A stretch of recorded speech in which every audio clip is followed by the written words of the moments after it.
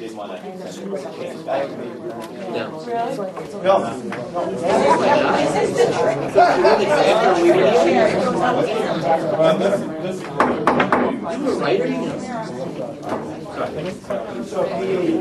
Call the meeting to order.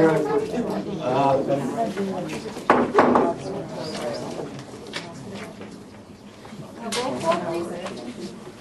Mr. Banta? Here. Mrs. Frankel? Here. Mr. Klein? Press. Mr. Mancinelli? Here. Mr. Rosenberg? Here. Mr. Spindell? Present. Mr. Stratner? Here. Mrs. Wallace? Here. Ms. Quackenbush? Here. Please join me with the flag. I pledge allegiance To the flag of the United States of America and to the republic for which it stands, one nation, under God, indivisible, with liberty and justice for all. New Jersey Open Public Meeting Law is enacted to ensure the right of the public to have advance notice of and to attend the meetings of the public bodies at which any business affecting their interests is discussed or acted upon. In accordance with the provisions of this Act, the Fairlawn Board of Education has caused notice of this meeting to be published by having the date, time, and place thereof distributed to the persons on the approved list, posted in the Board of Education Administrative Office, and sent to the Bergen Record and the Community News.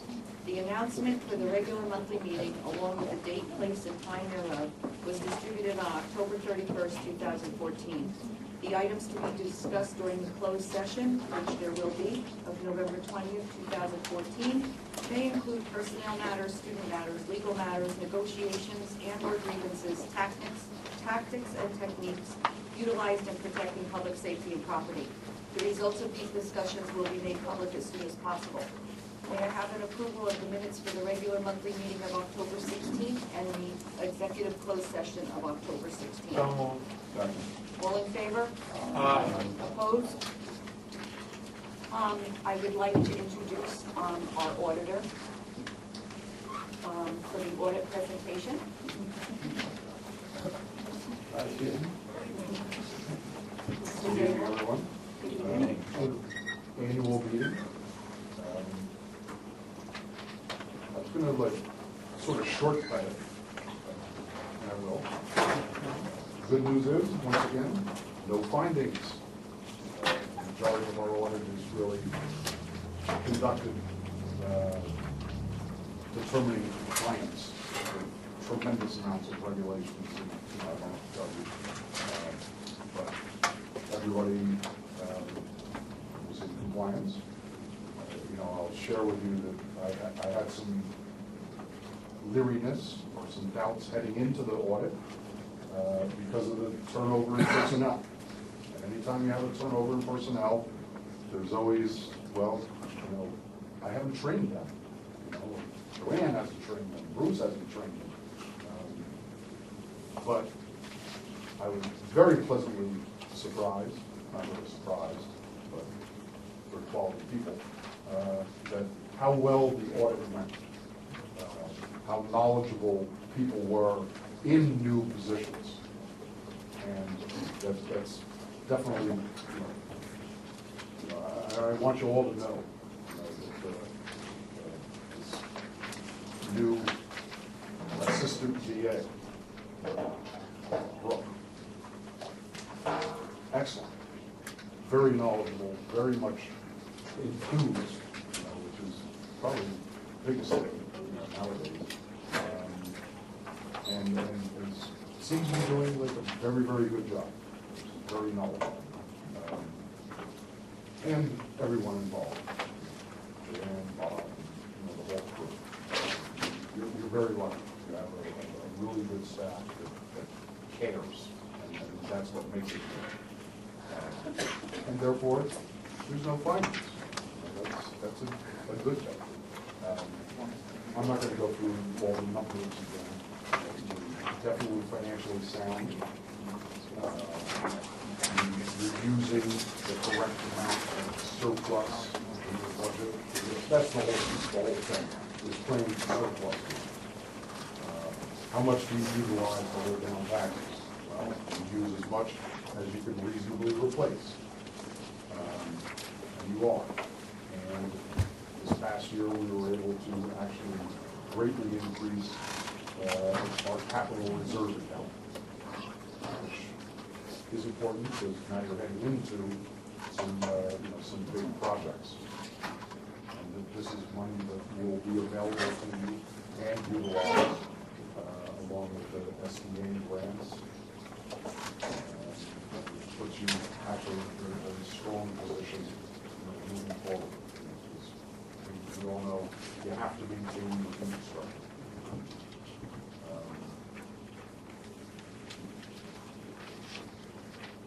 That's probably about it. Those are the main points I want. I don't know if anybody has any questions about the financing or compliance.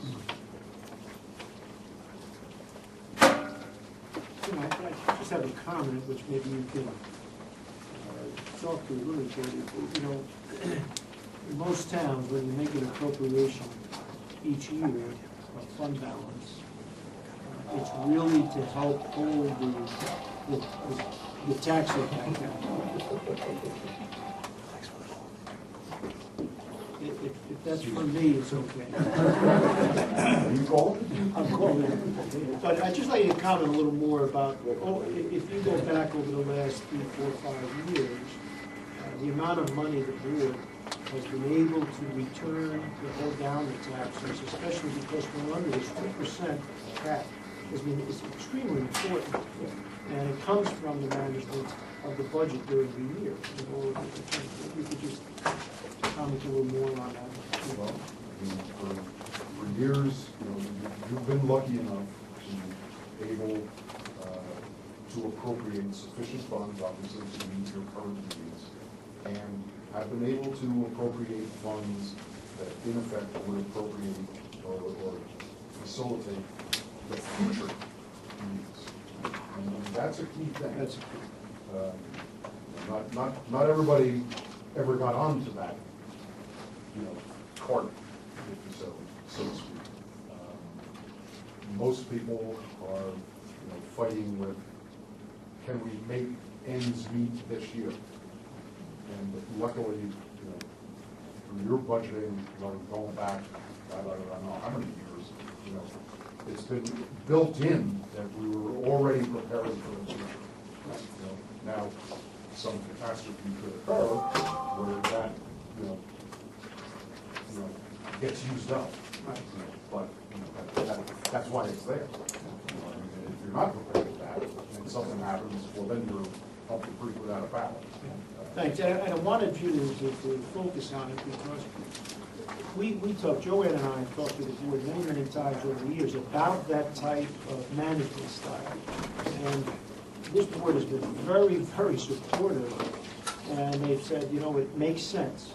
Can you do it? How do we do it? Tell us, explain it to us, and we'll support it. And it's not that easy to understand 2 to 3 years, especially this business, and how to do that. And Joanne and the whole staff that she works with really does a fine job in that. And the board, I just want to compliment the board. They have always been good listeners, and they have said, it makes sense, and they've supported that. And that's unique, that you have you have a 9-member board supporting that. Many towns don't have that cooperation, and it's all about, let's cut this, let's not do that. And then they find themselves the next year, next 2 years, they're cutting programs and staff because they didn't lead up to that. So me saying it is one thing, but coming from the order as well as echoing, it's important that they hear that. So, and they should be proud. They've done a fine job. They should be proud. Yes, they do a good job.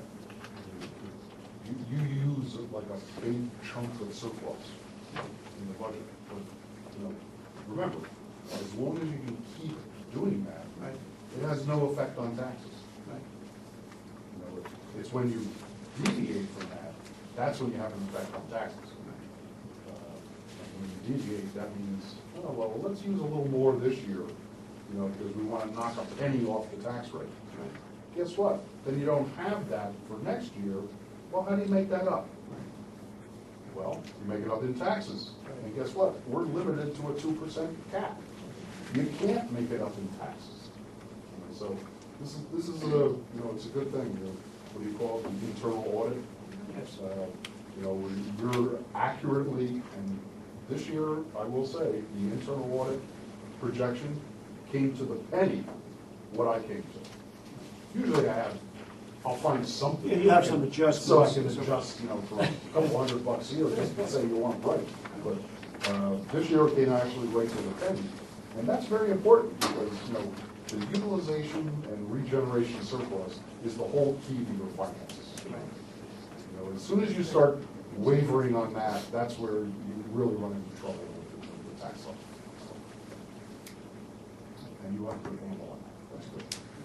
I just wanted to make a comment. I work in an accounting firm that audits school board districts, and I have for 26 years now.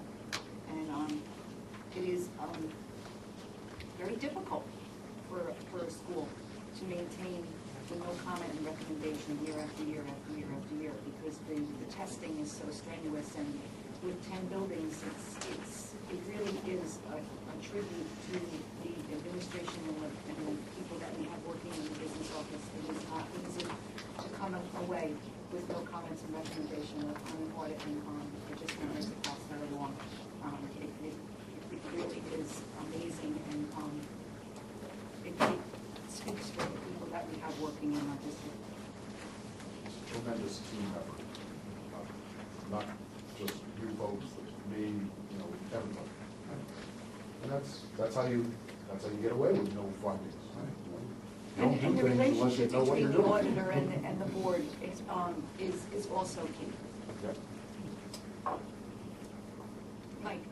Correct me if I'm wrong, Joanne and Ken, you guys work together like all year, so there's like, I don't want to call them sub-audits, but if we were getting into trouble, you guys take care of it way before the audit. You're not gonna get in trouble. I don't mean in We're on- trouble, we're on- that was a poor No, we're on choice top of of word. it. Right. No, you're right. And you can get in trouble. That shows the relationship Yeah. between the auditor and the business office, because they can just pick up the phone and the questions are answered. Sometimes you just want to know that the perspective that you're coming from is the same as what, you know, an independent person would also come from. So it really does help. Tim's always available for us to run something by in any financial, on any finance topic. And it was in June when I called you to say, you know, our assistant VA, John DeCalla, who's been with us for 6 years and very much in tune with what we needed to do for the audit, was leaving. We were moving Brooke up. She was new to our processes, even though she has a very strong finance background and has been in the school business for a long time. But everybody rallied, and Tim was very upfront. Don't worry, we'll make it through. Follow your checklists, and he was gracious enough to send in people ahead of time before John left to audit a certain of Fund 20, which was a big help.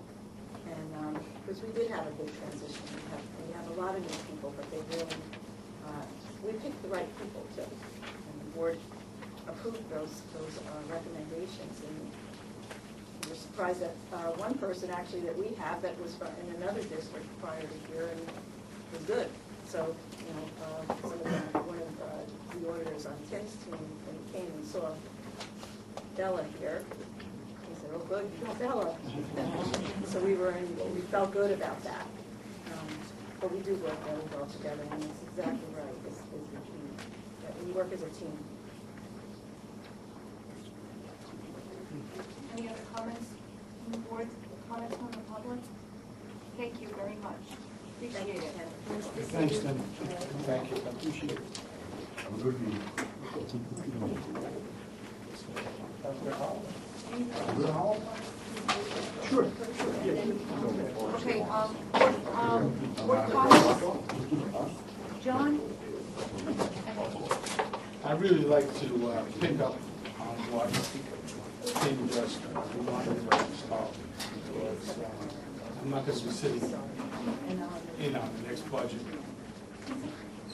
What you learn about good budgeting for schools is really the management of your budget to buy just what you need to buy and plan to use, and to track and use unexpected funds for capital reserve and tax relief. It's really as simple as that. But you got 1,000 line items to do it with. And it takes a long time to understand those transfers all year and where they're going. And they're not just going, into a pot under a mattress. They're being tracked and used and planned to be used for future tax relief and to keep that capital budget reserve alive so you can keep the schools fixed and in good repair. I just want to emphasize that. Mary? Yeah, I'd just like to remind the board that December 6th at the high school will be our board retreat, 8:30. And it will consist of the board's self-evaluation review and our annual ethics workshop, as well as, I believe, board goals. And it will be 3 hours long, so it should end about noon. And we're very close to recertification and moving toward master board. I really think that we might accomplish this within the next year. So, okay. Go team, that's it. Jeff? Sure, I've met with the student dialogue, Mrs. Franklin and I, and the wonderful students at Fairlawn High School. They covered their Spirit Week, which has many excellent things, including the penny races. And I like this, as being a child of the 80s, they are having an 80s dance. Is that this week? Monday. On Monday, there's an 80s dance, in which they're also doing some community service, kind of like a cans or cash kind of thing. They're also having a volleyball tournament that will be benefiting the Children's Therapy Center in Fairlawn. And of course, the pep rally will be featuring a motivational speaker / coach named Matt Belaise. Did I get that right? Belaise. They also talked about one thing they'd like to bring back to the Fairlawn High School students is a teacher dialogue. One thing they spoke of, and they brought that to their administration. They mentioned I would want to bring it to the board. They are also involved in NJASC. Can you give me that acronym, please? I know it's New Jersey Association of Student Councils. very good. They are now re-involved with that. They are going for a couple season awards, including a top 10 award, which they're using their club fair, as well as Student Leader of the Year. They brought up an issue with a question about the weight room and wanting someone to be in the weight room, so it can be covered at all times so they can work out and take care of their health. I got more, hang on. They were asked by a board member about the technology in their school and how they feel that is working within the district and how Google Classroom is taking hold. And I have to say that the student dialogue received a very excellent response from them, where they feel that for the most part, Google Classrooms and technology is taking hold. So the initiatives for Google Classrooms and technology in the classrooms are certainly taking hold, and our students are already strongly benefiting from those. There were a couple here and there that do claim that they haven't yet to see it in the classroom, but again, I have to admit it was explained that this is a process and that technology taking over school certainly is not an overnight thing. There are especially teachers that need to be trained who are not, and more technology that needs to be brought in. And then there was just some discussions about getting more people to our sporting events, so more of our youngsters and student athletes can be supported at said events. The ideas were a Remind 101 app, using that, and for perhaps a push-button app where students can be reminded to come and cheer on their athletes. It was one of the best student dialogue meetings I've been to. I'd like to really give a shout out to those who ran the meeting. It was done excellently, professionally, with grace and maturity. So good for all of you.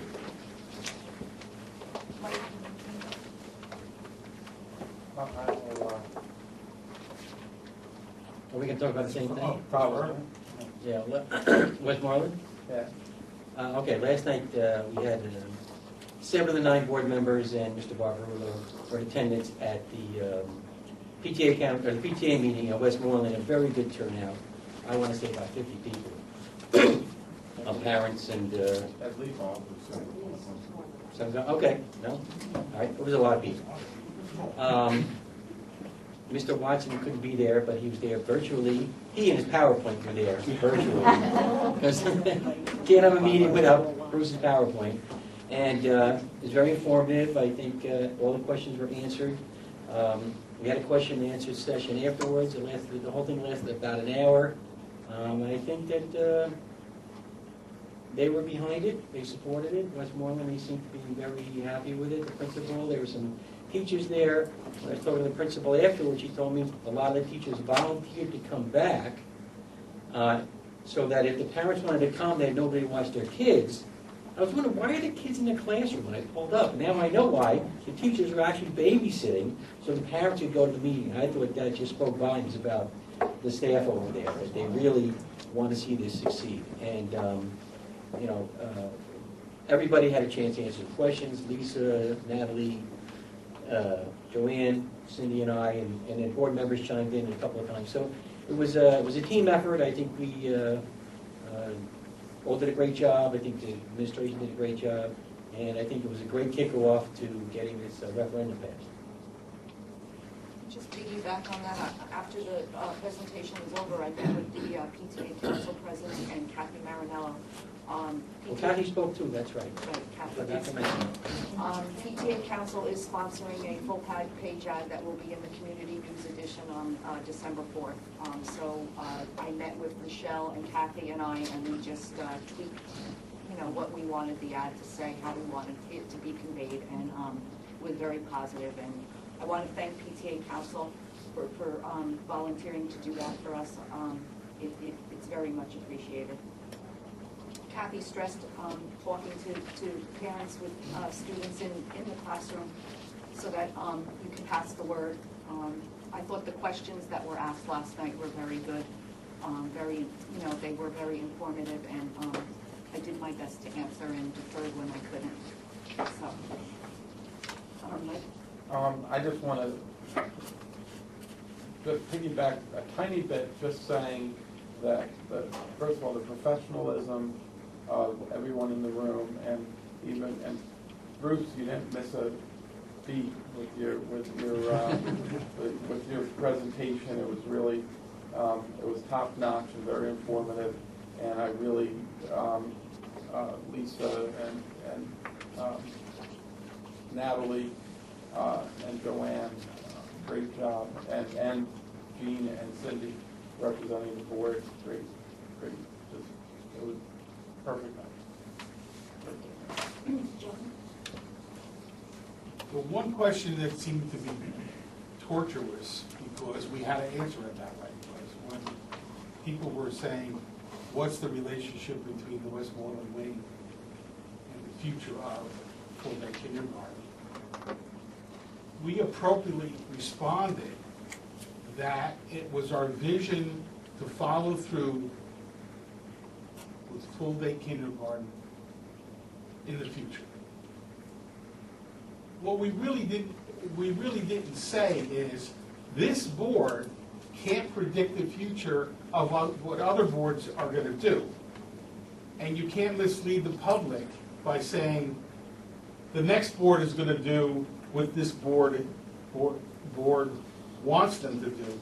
But it's the vision of the board to follow through, and the creation of the space is the first step. That came up across very clearly, but there was some confusion in the audience on why can't you just commit, this board commit to full-day kindergarten in the future? It's really not the role of this board to commit other boards to do what they want, because the board will change. There's a new board every year. So that was the appropriate in transparency of that answer was a little bit confusing to people. We have to, as we continue to talk, we got to tell everybody that we're committed to the vision, but we can't commit future boards to do what we want. Any other comments from the board? I just have two things. I went to the athletic award ceremony on Monday night. When Ron was there, I asked him to sit with me. It was a really great night. Every single sports team from the fall, with the exception of our football team, had winning seasons, and I think that is just absolutely amazing. I also was privileged to meet the interim athletic director, and I was very, very impressed with the rapport that he had with the principal and the vice principal, and also with the coaches, and with the athletes themselves. He gave a very riveting closing speech, which I was very impressed with, talking about, as the seniors now are going on into their college careers, to just be very conscious of what they do, because one mistake can just mess up their life. And he said, you know, at Thanksgiving this year, you know, you thank your parents because they really are behind you, and that's very true. If you are the parent of an athlete, you're just committed to running all over and doing whatever you have to do to make sure that your athlete succeeds. But I was very happy to have met him, and unfortunately, it was his last hurrah was the sports awards night. But he did a really excellent job, and it was a very, very good evening. I was very, very, very proud of our students. They were all very well dressed, very well behaved, and very, very excited. And to listen to the coaches talk about them, it was really nice. So I just wanted to say that. I also there's someone in our audience from Troop 53 Boy Scouts. Troop 60. I'm sorry, Troop 60. He contacted me and asked me if he would be able to attend a board meeting so that he could see the workings of how a board meeting runs. So I just wanted to welcome you, and I wish you success in going. You're going for your Eagle? I'm going to help you. Eventually. Okay, very good. And thank you for coming. My pleasure. Thank you. And that is all.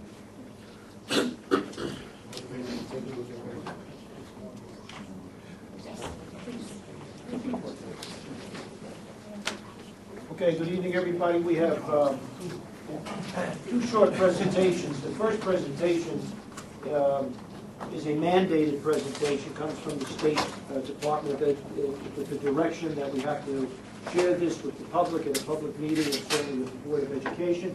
The second presentation is something that I'd like to share just on my own with the Board and the public. So, going to the first presentation, going back 3 years ago, we were still under the program of the NCLB, No Child Left Behind law, and at that point in time, each year, every school was, through the state assessments, evaluated on the outcome of test scores, which obviously, I have to say on record, is not the way to evaluate a district, but that's the way the State Department does. And by 2014, every child that goes to every school is supposed to be 100% proficient at both language arts, literacy, and mathematics. And this was announced back in 2000, 2001. People in education realized it was a major flaw in that announcement, that you're not going to get 100% of all your student body to be 100% proficient. It's just not going to happen, especially when you have it all relegated to a particular assessment. So As the years went on, we got closer to 2014, the state of New Jersey wrote a waiver, which was granted by the federal government, to change the way they are presenting the evaluation system in the state of New Jersey about our school districts all over the state.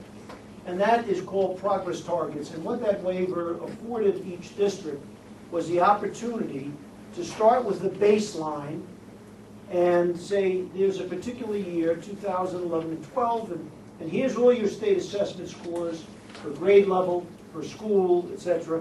And we're going to start there. And our prediction is that we expect, as the State Department, we expect every school over the next 6 years to reach a certain growth level.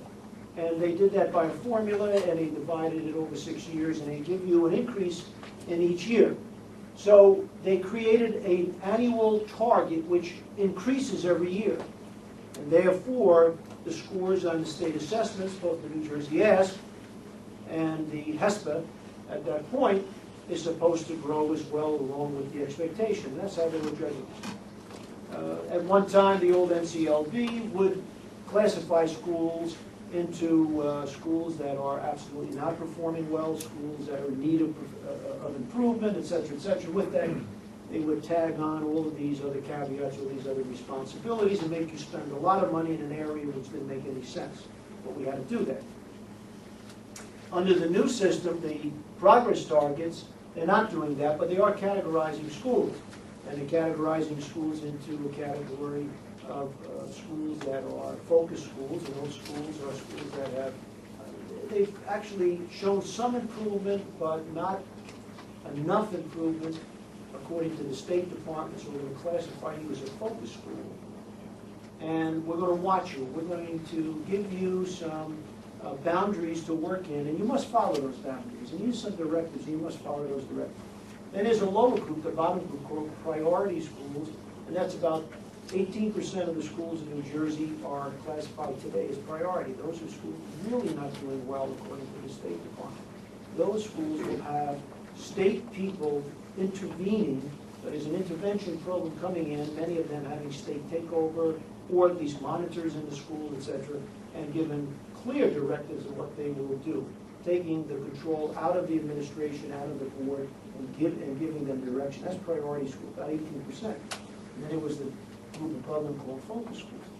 Then above the focus school is the majority of the schools in the state of New Jersey, and those schools are unclassified. They're just normal operating schools which are doing well. So we're not going to touch them. We're going to let people continue to do that. However, in the top 15%, 12 to 15% of the schools that are really doing well, we're going to call those reward schools. And they're very, very hard to get that label.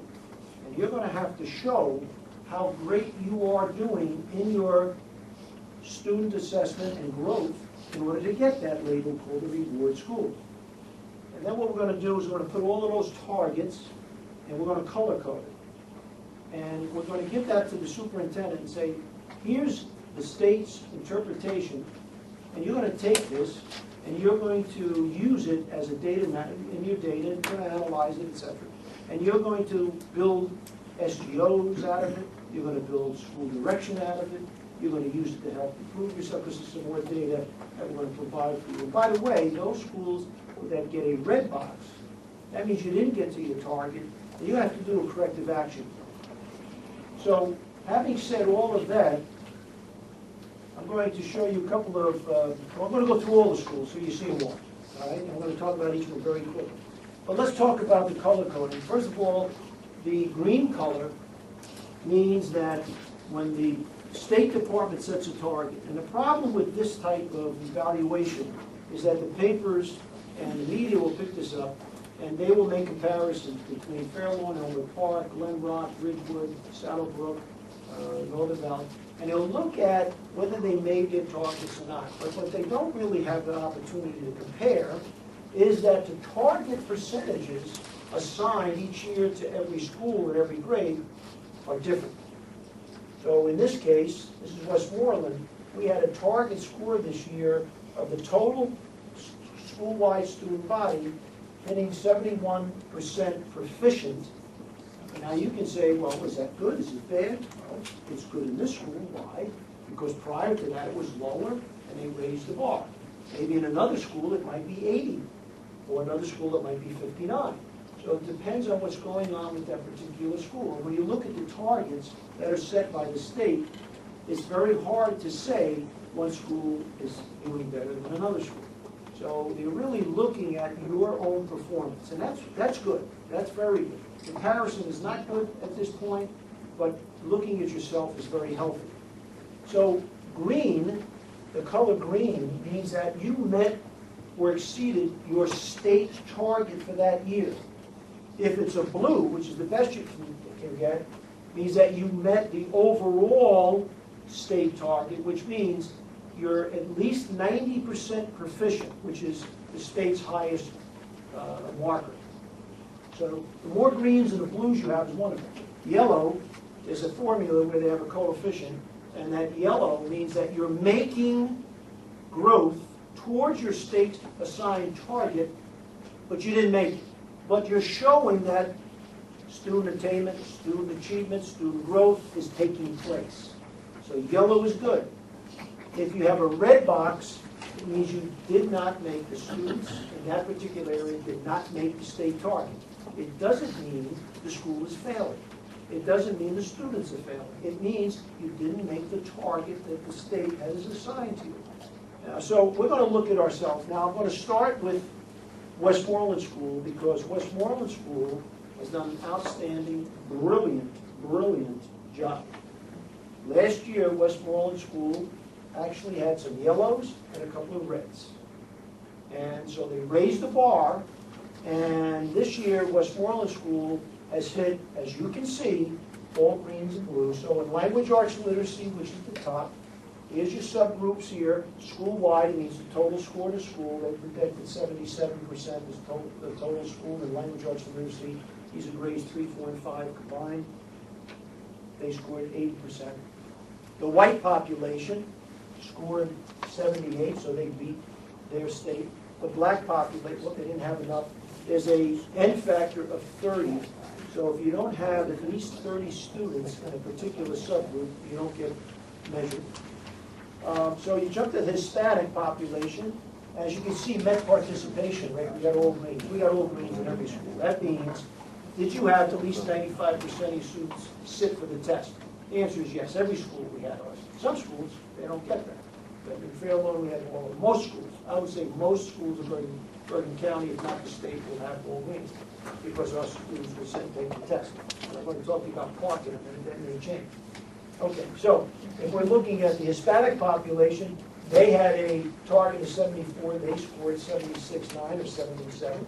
And here you have students with disabilities, they had a target, and you can see that there is, looking at previous year's performance, the state did take into consideration, where did we start from? What's the baseline? Well, if you're starting at 49, you're not going to make your next year's target 89. You're going to have the 6-year growth index, which they're showing here. But look what we did. We scored 63, which was wonderful for our students in Westmoreland. Economically disadvantaged. These are our Title I students. And Title I, we had a 79. And look at Title I in the elementary at Westmoreland, scored 93, which is excellent. Now you take that and repeat it again in mathematics, and you'll see the same thing with the subgroups. But here, in our math program, we made the state 90%. We scored 91 and 94 here for the white group, white subcategory, and the school-wide. Here we have 81 and 87 for the Hispanic, and down here we have 82 and 84 for our special ed students, and then Title I 93. Westmoreland just blew it out of the water this year. They made great. And I get an awful lot of praise to the principal of Westmoreland. She's done a fabulous job, and the staff. As Gene said last night, you can see the attitude of those teachers. I mean, they come back, they want smaller class size, they want a building that's not overcrowded, et cetera, and so they did a great job. So having explained that, I'll move a little quicker now, and let's go to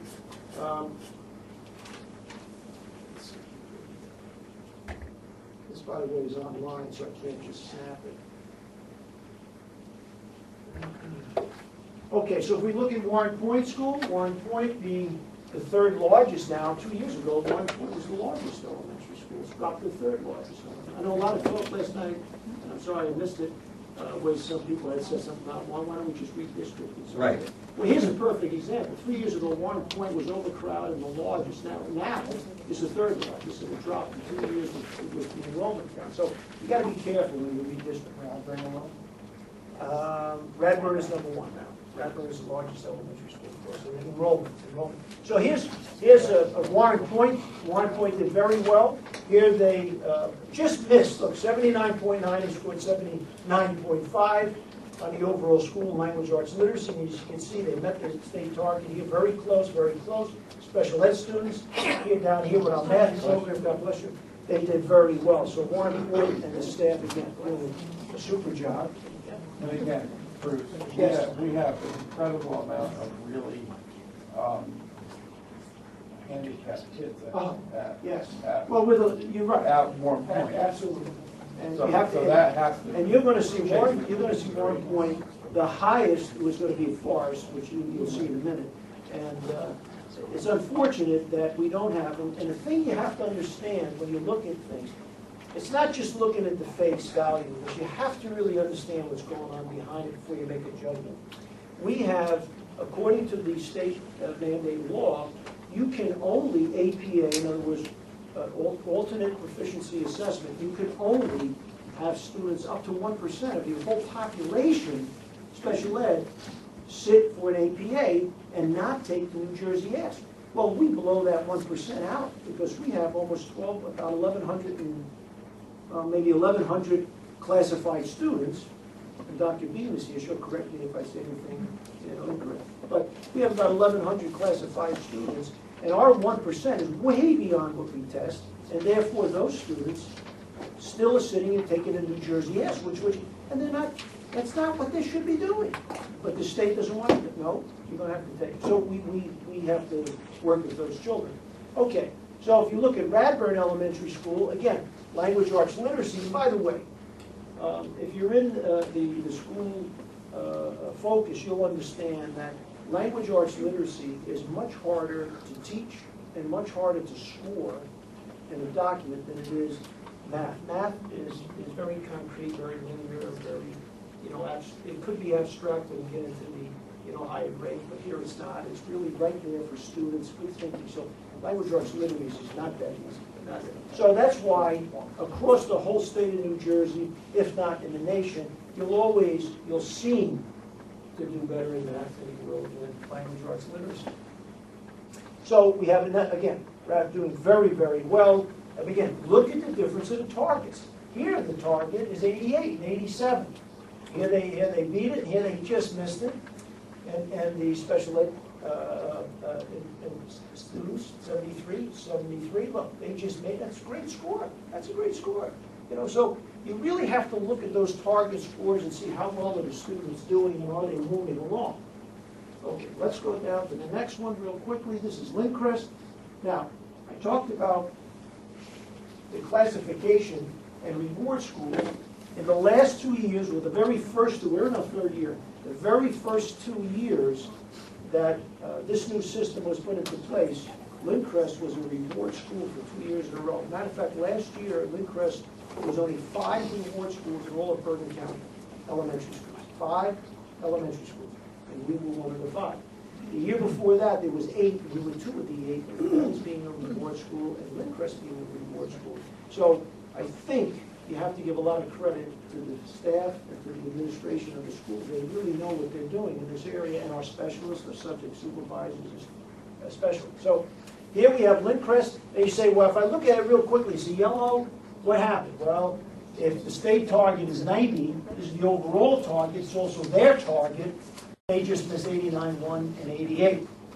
Last year they were 92 and 93. This year, again, cohorts change, students change, and you're going to teeter. But look at the nice job they did here.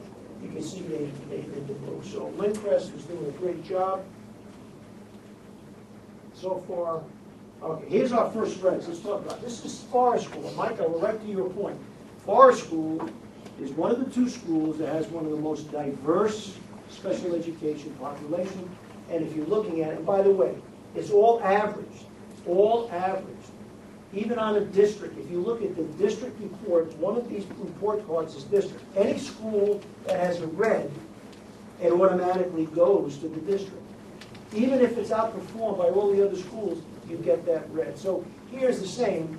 You're going to get this because you've got the red here, and you have students with disabilities who did not score. But again, they have a high score. Last year, they were closer. This year was a little harder because that score went up. They went up, but they went up less in conjunction with how far they raised the new target bar. But we're working here 77, they have 68.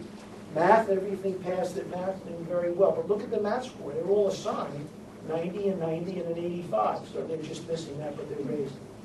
So we have a little more challenge. Now, Mike Weaver, principal, is now writing, and is going to sit with Natalie and I, we're writing a corrective action plan, which the board will approve in December. So we'll bring, anything that's red, we're going to bring a corrective action plan, what we intend to do, you'll approve it in December, and we submit it to the State Department. That's how that works. Okay. Here's middle school. What do you see in middle school? Middle school should be a reward school, right? Absolutely. What's missing in middle school? No, not the attendance. What? Students with disabilities. I just got done telling you, right? There are 2 elementary schools that have proportionately a high number of students with disabilities. So why isn't it here? When this got printed, I thought it was a mistake. I called the principal. I said, Joe, I think we got a mistake. I said, we can't accept this. I said, they'll think, that we saw it, so we called the state twice. They haven't called it back. We called and reported it. Well, we figured it out. We got into the student database. We got Karen St. Ange to come and sit with us. We pulled every student's file, every student's label. The difference was last year, Milnes had a yellow in students with disabilities. This year, they're not here. Why? Because the enrollment dropped under 30 in the whole school, so they're not being counted. If they were 31, they would be on the list. So that's what the state is doing in the calculation. But even though, obviously, you can see what a great job those schools do.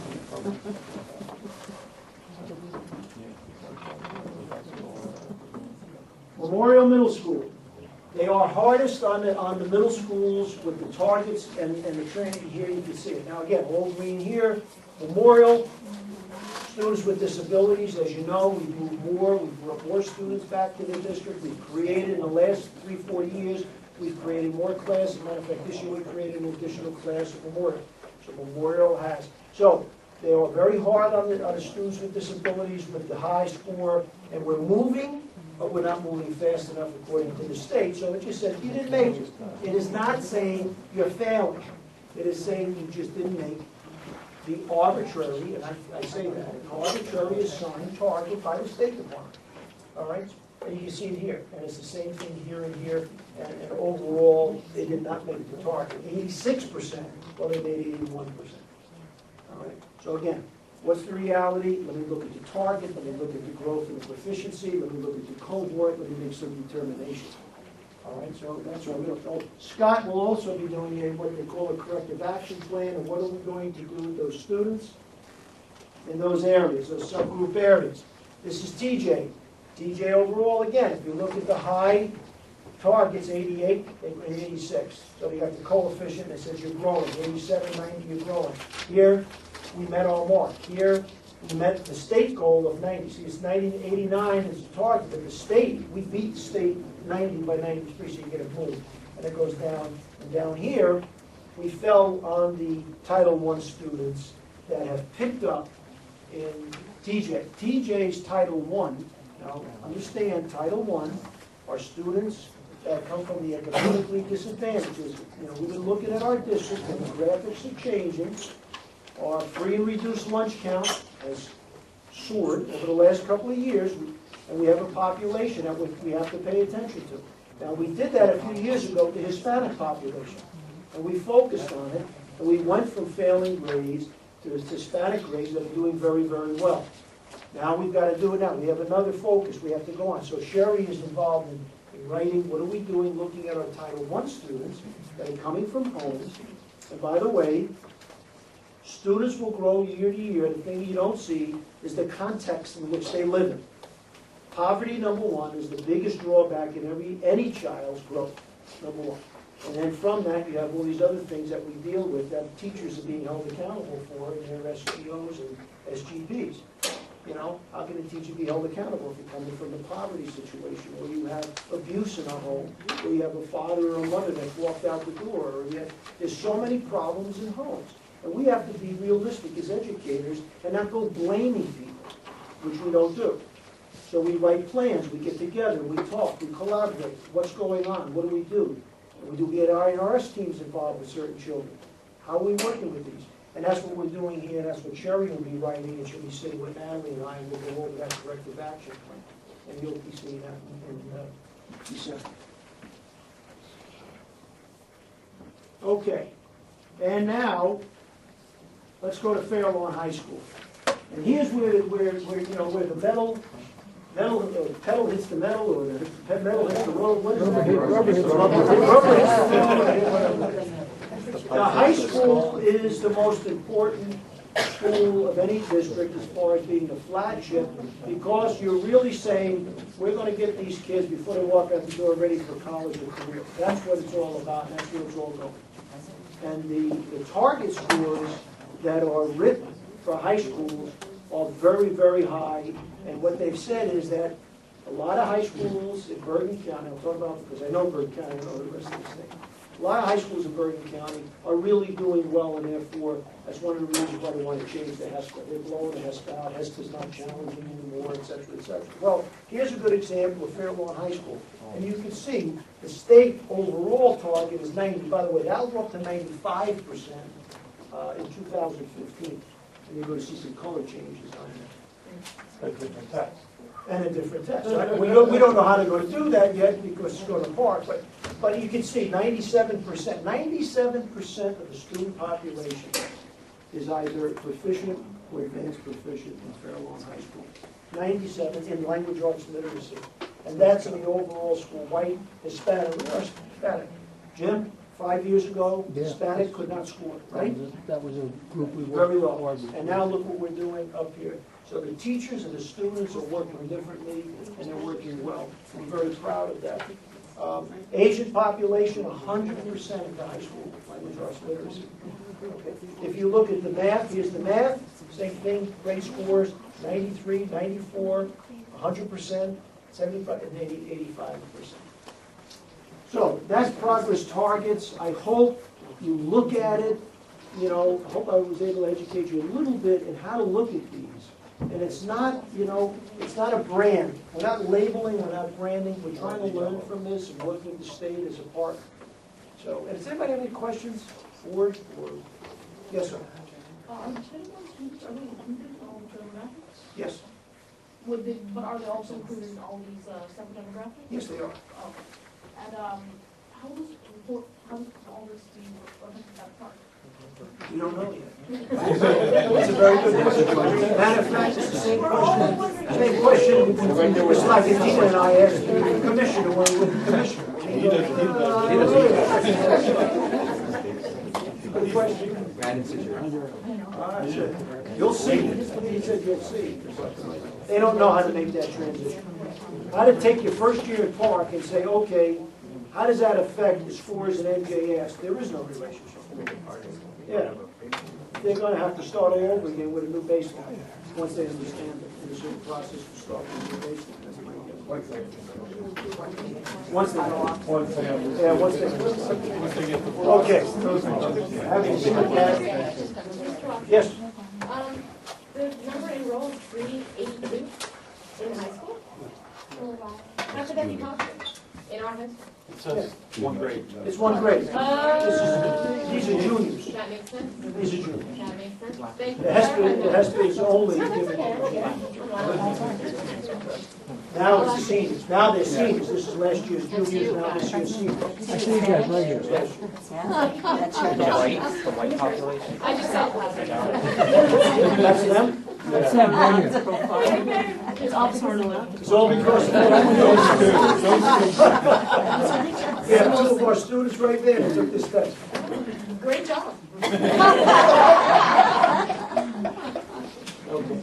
I have one more that's very short. I think you'll enjoy it. We enjoy it all.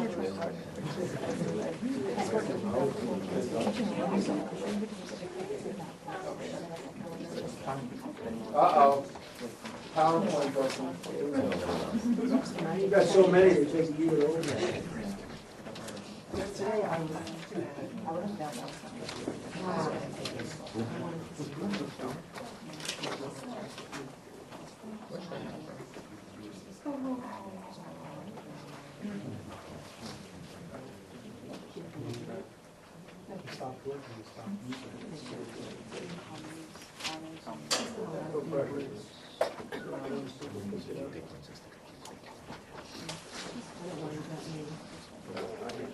Did you go to it today? Go on the link.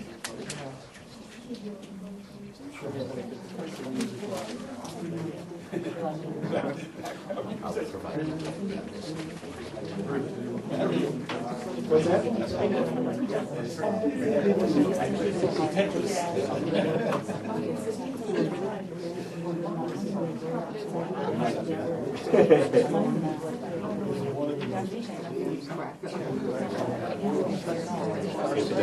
I was going to use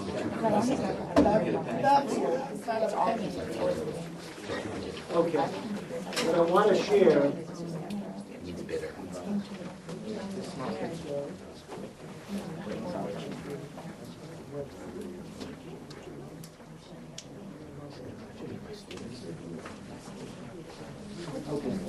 Sometimes computers get a little bit.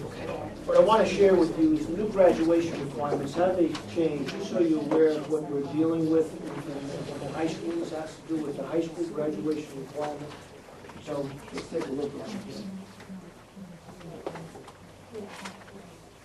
For the class of 2015, which is where we are next year, this year and next year, what you have is that the graduation requirements on the testing side, language arts, literacy, you have the HESPA. Everybody's familiar with the HESPA test. Juniors take the HESPA test. They have to have a score greater than 200. Or if they don't have that, there's a number of times that they're able to take the test again. Or they can go through what's called the ASSA performance test, which is a sub-degree of what they're doing in the HESPA itself. And they can go through those performance tests. Or they can meet the criteria through what we call a portfolio appeal process. Now, we've had a number of students over the years that we've gone through with the portfolio. We've won those appeals, right, Jim? Yes.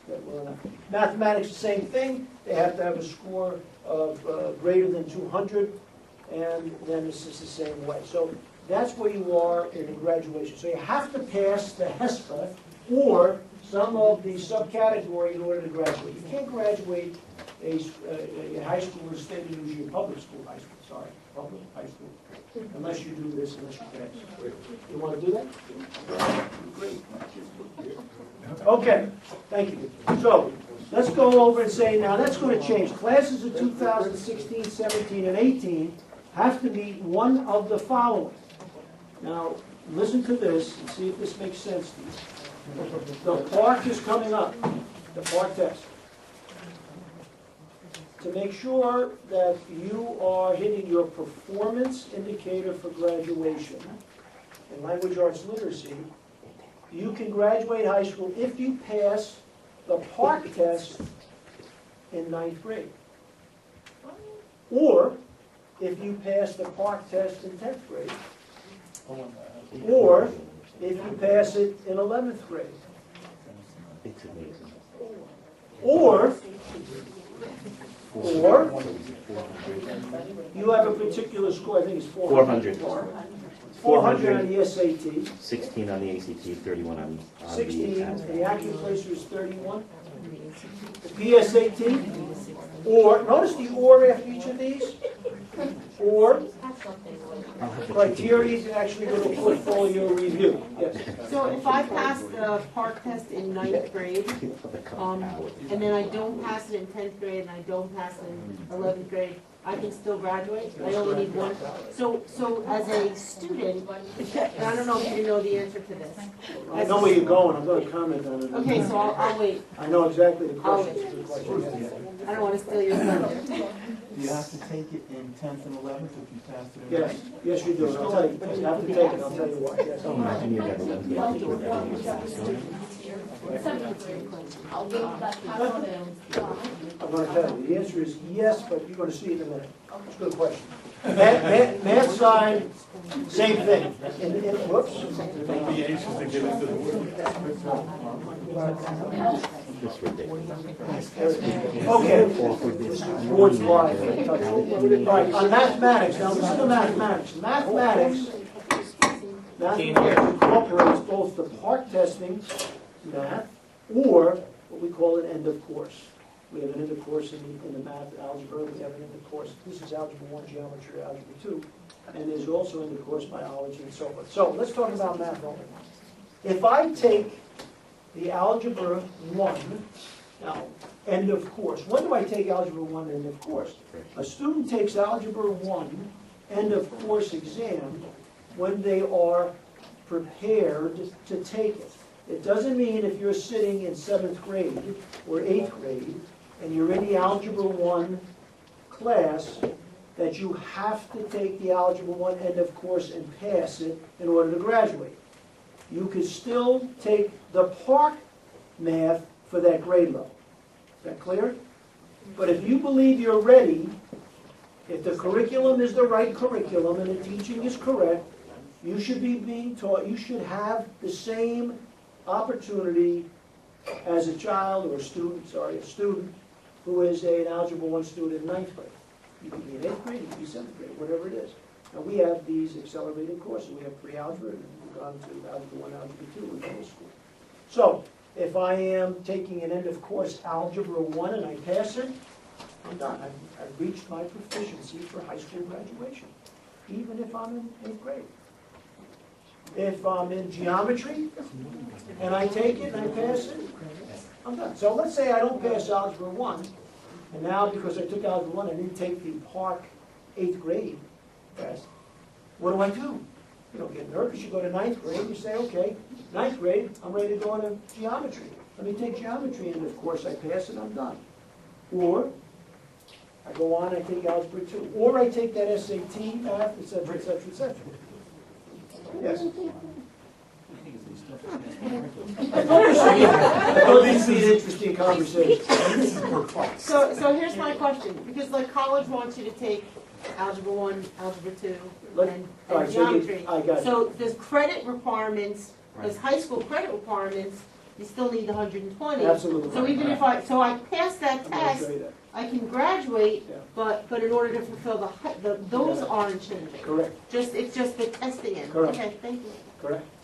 There is an accumulation of high school credits that you have to earn to graduate. There's also the passing of proficiency on the PARCC test that you have to earn. They're separate. Then the third, Mr. Spindell here, the third is, well, I passed this in 9th grade, 8th grade, 9th grade. Do I have to take math again? Well, the answer is, you've got to take it again because we have to prove a 95% participation in testing. We're going to get graded on that. It's the same thing as I showed you before on the old way of doing this under the progress targets. So, yes. Now, what is that going to create? I'm going to talk about it in a little while. Parents are going to say, opt out.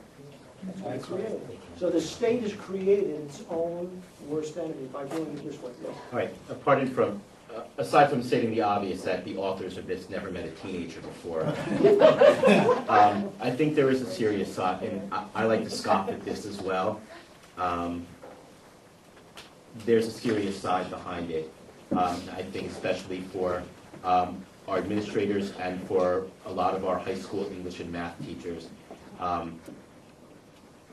I'm curious, and you don't have to, this is more rhetorical than anything, how the district plans on dealing with students or with teachers, SGOs, and the like, when they have already passed their high school requirements, how is the motivation factor going to be dealt with when teachers' employment, more and more as the year goes on, the percentage raises for their SGOs? How in turn are we going to be compensating for that and being appropriately connected to what their challenges are in terms of said motivation for students? I think that this is, again, aside from the jovial nature of all this, there is a very serious side and consequence, not only with teachers, but with students also. Again, we've all met teenagers here, and we know that they don't see the big pictures yet in life. And I see the challenge as being, what now do I do to motivate these students to learn more or want to learn more when there's nothing attached besides, like, it being generally gratuitous? I understand that they need the credits, and I understand that there are graduation requirements, but I don't see that a lot of teenagers will really read it that way. And I say this from a wealth of experience in working with teenagers. So is the district thinking about how they're going to be coping with this and helping those teachers out? The answer is yes. I know you meant it to be rhetorical, but let me take a shot at it. Sure. Okay. Number one, we don't want our teachers writing SGOs tied into state assessments. We want them separated. That's number one. Number two, all students understand, again in college, that their GPAs and the grades and the courses they take are looked at very carefully to get in. So the motivation to get into the school you want to get into is still there, but you don't want it to be tied into this. So when a teacher writes an SGO and then sits with the principals, sits with subject supervisors, sits with central office, we look at the SGO. We want to make sure that the SGO is clearly focused on student growth within the discipline or within a grade level, or within, it could be horizontal, it could be vertical, depending on what disciplines are being connected, for growth of students. And they can take the credit for, if I reach it, then give me the 3.5, give me the 4, give me the 2.92, whatever it might be. If I don't, I don't. So I think we've made it very clear that we're separating that, and they should not be. Natalie? Is the state... And in fact, you know, currently, you're not allowed to connect an SGO to a state test, so I'm going to assume the same is going to be true of the park. So you're not I thought that in the allowed- future, though, they are going to be, your test scores are going to be part of your evaluation. But that's an SGP, not an SGO. Right. But right now, they're not counting for the high school. But they will. It's in the plans that they're But going. this is also for now, too. This may change as well. Well, I'm imagining it. This is in the interim. And just something anecdotal here, I was in the room with Commissioner Hespy and also had a somewhat lengthy private conversation with him, and none of this, at least under his administration, is going to go away. And if you're curious, from what I was able to ascertain, one little thing he said was, I haven't heard of any technology problems in any schools in the state, was his comment. So if you want to attach that to everything else, you know, I know a lot of people think this is just the ebb and flow of education, but at least under these people, this is not good. At New Jersey school boards, hours have been expended talking about what was going to be the political response to people complaining about park testing. It is a massive opt-out plan that is politically motivated. They don't care about teachers, they don't care about students. It's a political move. This may go away, or it may last a couple of years, but it's going to create havoc. How do you track it all? Which kids passed when? And wow. Just a procedural thing. Use the little blue box? This is all, I want to see this, but if we're going to get this deep into it, with all these questions, maybe it's an education committee meeting, you can finish your presentation now. I'm not saying don't ask questions, but I don't want to spend another half hour at a public meeting. It's a lot of interesting stuff, a lot of stuff you should know, But if we want to get into it that deep, and it sounds like we do, we should have it at an education committee meeting where we have time to digest it and ask the questions. I mean, it's 8:45 now, I don't know how much more you have left, we have the rest of the meeting, so, And why don't we do that? If Yeah. you want, we can. you just give us the, Well, it goes deep, Point. so if you want, we can hold this and put it on an education. I think that's the best way to go. We can work it in. I mean, unless the board wants to finish it now, but just. No, I really enjoyed this, yes. Okay. So we'll put it on education? Yeah. That's fine, that's fine.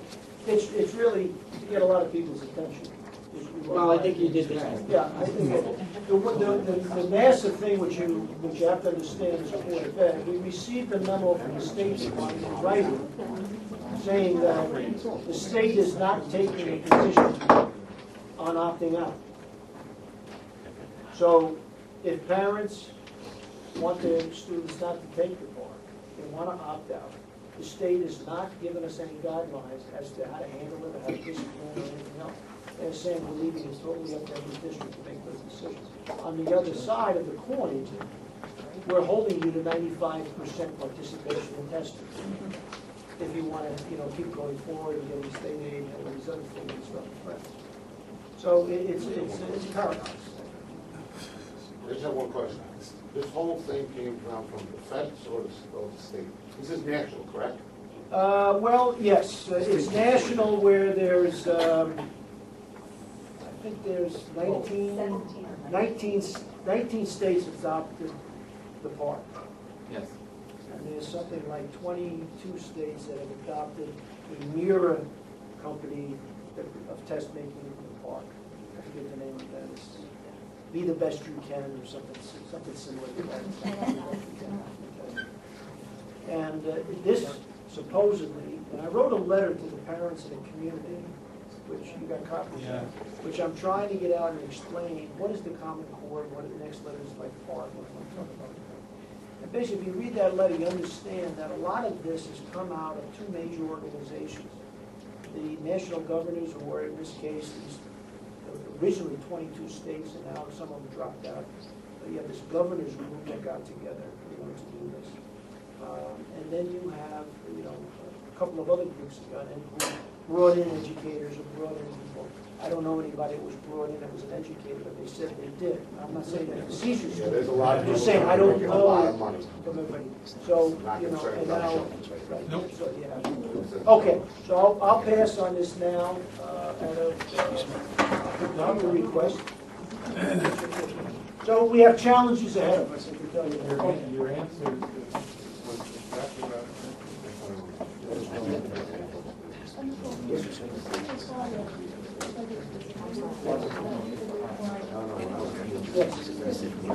Yes. That's an idea. Right?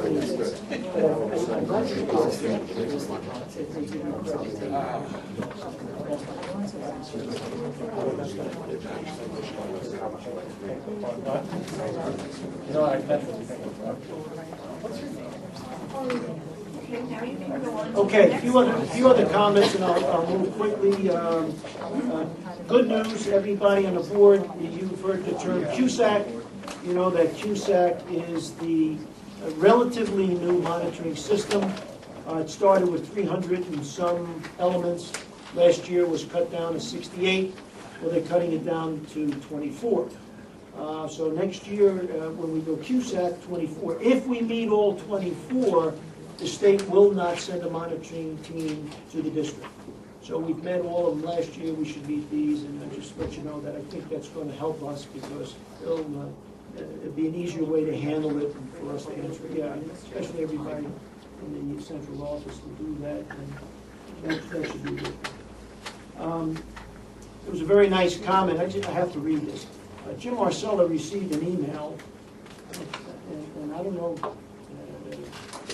if Jim knew I got this or you sent it, I can't remember. But it said, "Dear Mr. Marcella, I'm a wrestling coach in a nearby district, and I was at your high school last night. I was very impressed with the facility and the energy level of your students who were present in these late hours. I was first welcomed by an amazing xylophone player when I entered. During our meeting, I heard the group students preparing for a musical play. Upon leaving, I watched, listened to them practice their songs and their choreography for several minutes. Leaving, I heard that All American Sound, a high school band playing on the field behind the school, band leader on the scaffold, busily directing them, etc., etc. It was a very nice, but here's an outsider who walks into our school because they had an event with their child, and that's how they walk away with their impression of Fair Lawn High School. I thought those things are nice to share. American Education Week, as you know, we have parents visiting the schools. We have more and more pressure of closing the schools to anybody coming in from the outside. Many schools around us are locking schools up. They are not allowing American Education Week visits anymore. And there's more and more pressure on that. I personally received a number of emails from parents who have kind of chastised me for having the schools open on election day. And, you know, we got to get with it and so forth.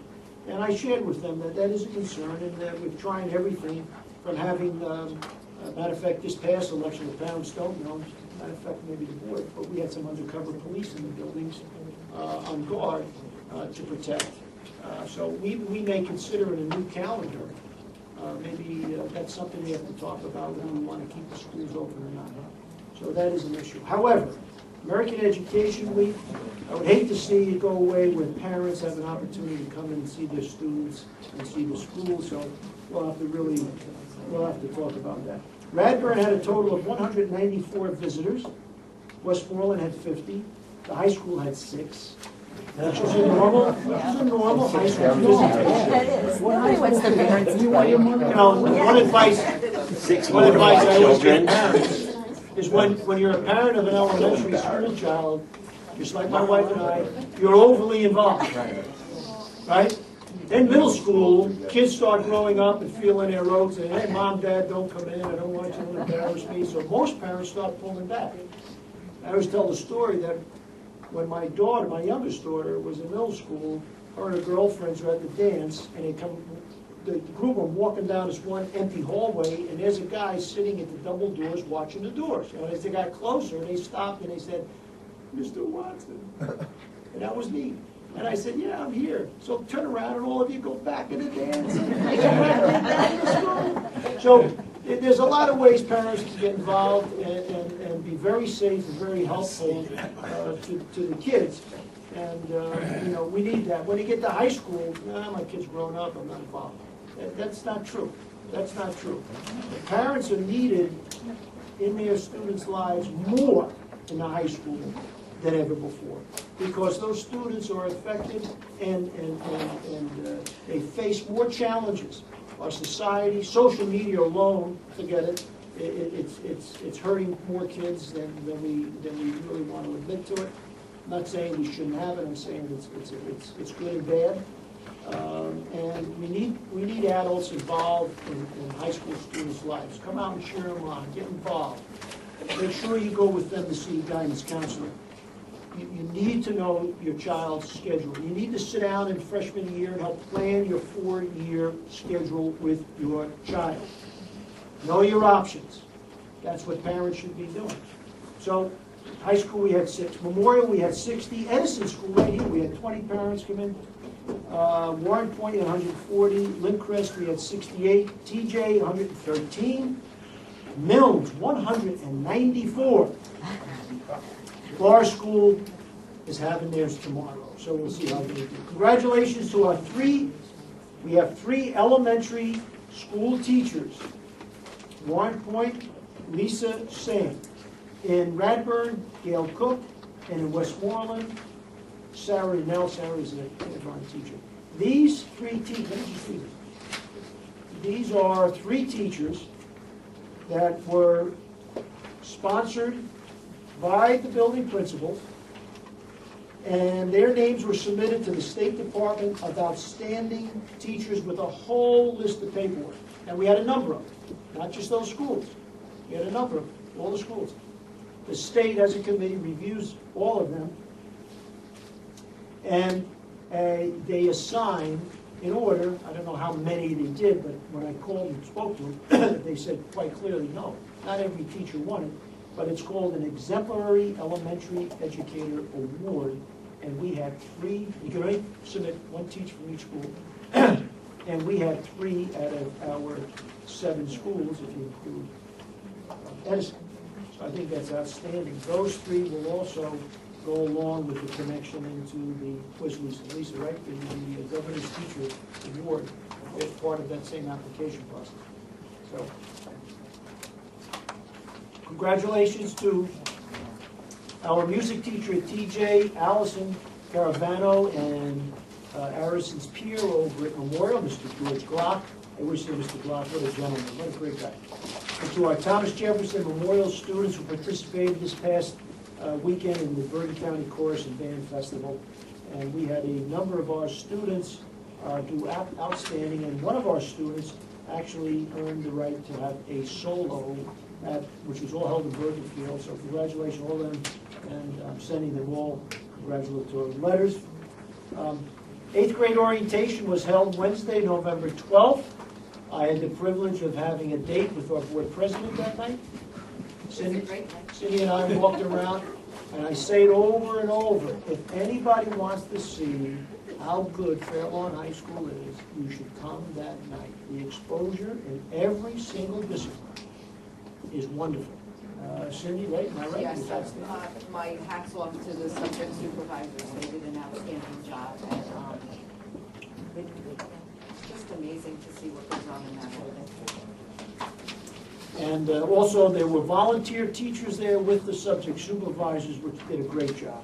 And I'm very proud of them. And once again, Jim and your administration at the high school, outstanding job. Terrific. And that whole event is great.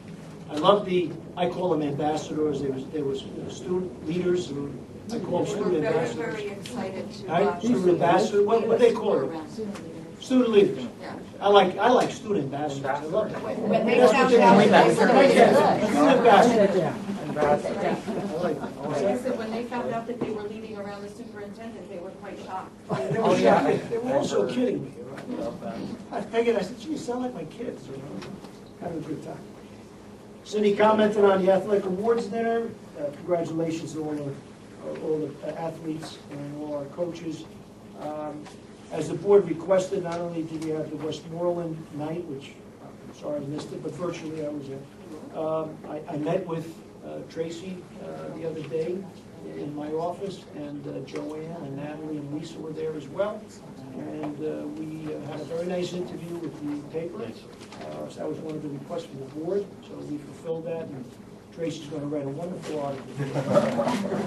Standing pros to come. Let's see. I think I have one other thing to share, and I'm done, and that is on the premier event, just to share this with everybody, I don't know how many of you remember this, 70th ASCD. Everybody know the association with ASCD? Yeah. Natalie and I know it. Anybody else know? Jeff? ASCD is a national association made up of educators, primarily classroom teachers, but there are some administrators that are involved. We have some. They're having their national convention in March in Houston, Texas, and one of their guest-free concert givers is Mr. Peter Yarrow. Does anybody know who Peter Yarrow is? Peter Walner. Do you remember when we had Peter Yarrow at Memorial School? Yeah. It was right here in Fairlawn. He did a free speaking engagement and a song, a couple of songs, right in Memorial School. I have a very nice picture of Peter and Bruce hanging in my office together. Very nice man, wonderful guy. Okay, thank you very much. I think I. What? Let the gift, throw your name a shout out. Who? To the boys soccer. I give shout out to all the sports. Okay. Those boys had a great season. They did. They had a great season. Yep. All the teams were winning this year. It was a wonderful evening. Okay, we're going to move on to the agenda report. Just for the board, I'm going to be reading the S's, the E's, the P's, and the SE's, taking a motion, comments, and a vote, and then we would do finance. And that sort of like splits our agenda the way it used to be, so that we're not having a roll call after each individual section. I'd like to just start with S2. I'd like for Elise to read S2 out loud.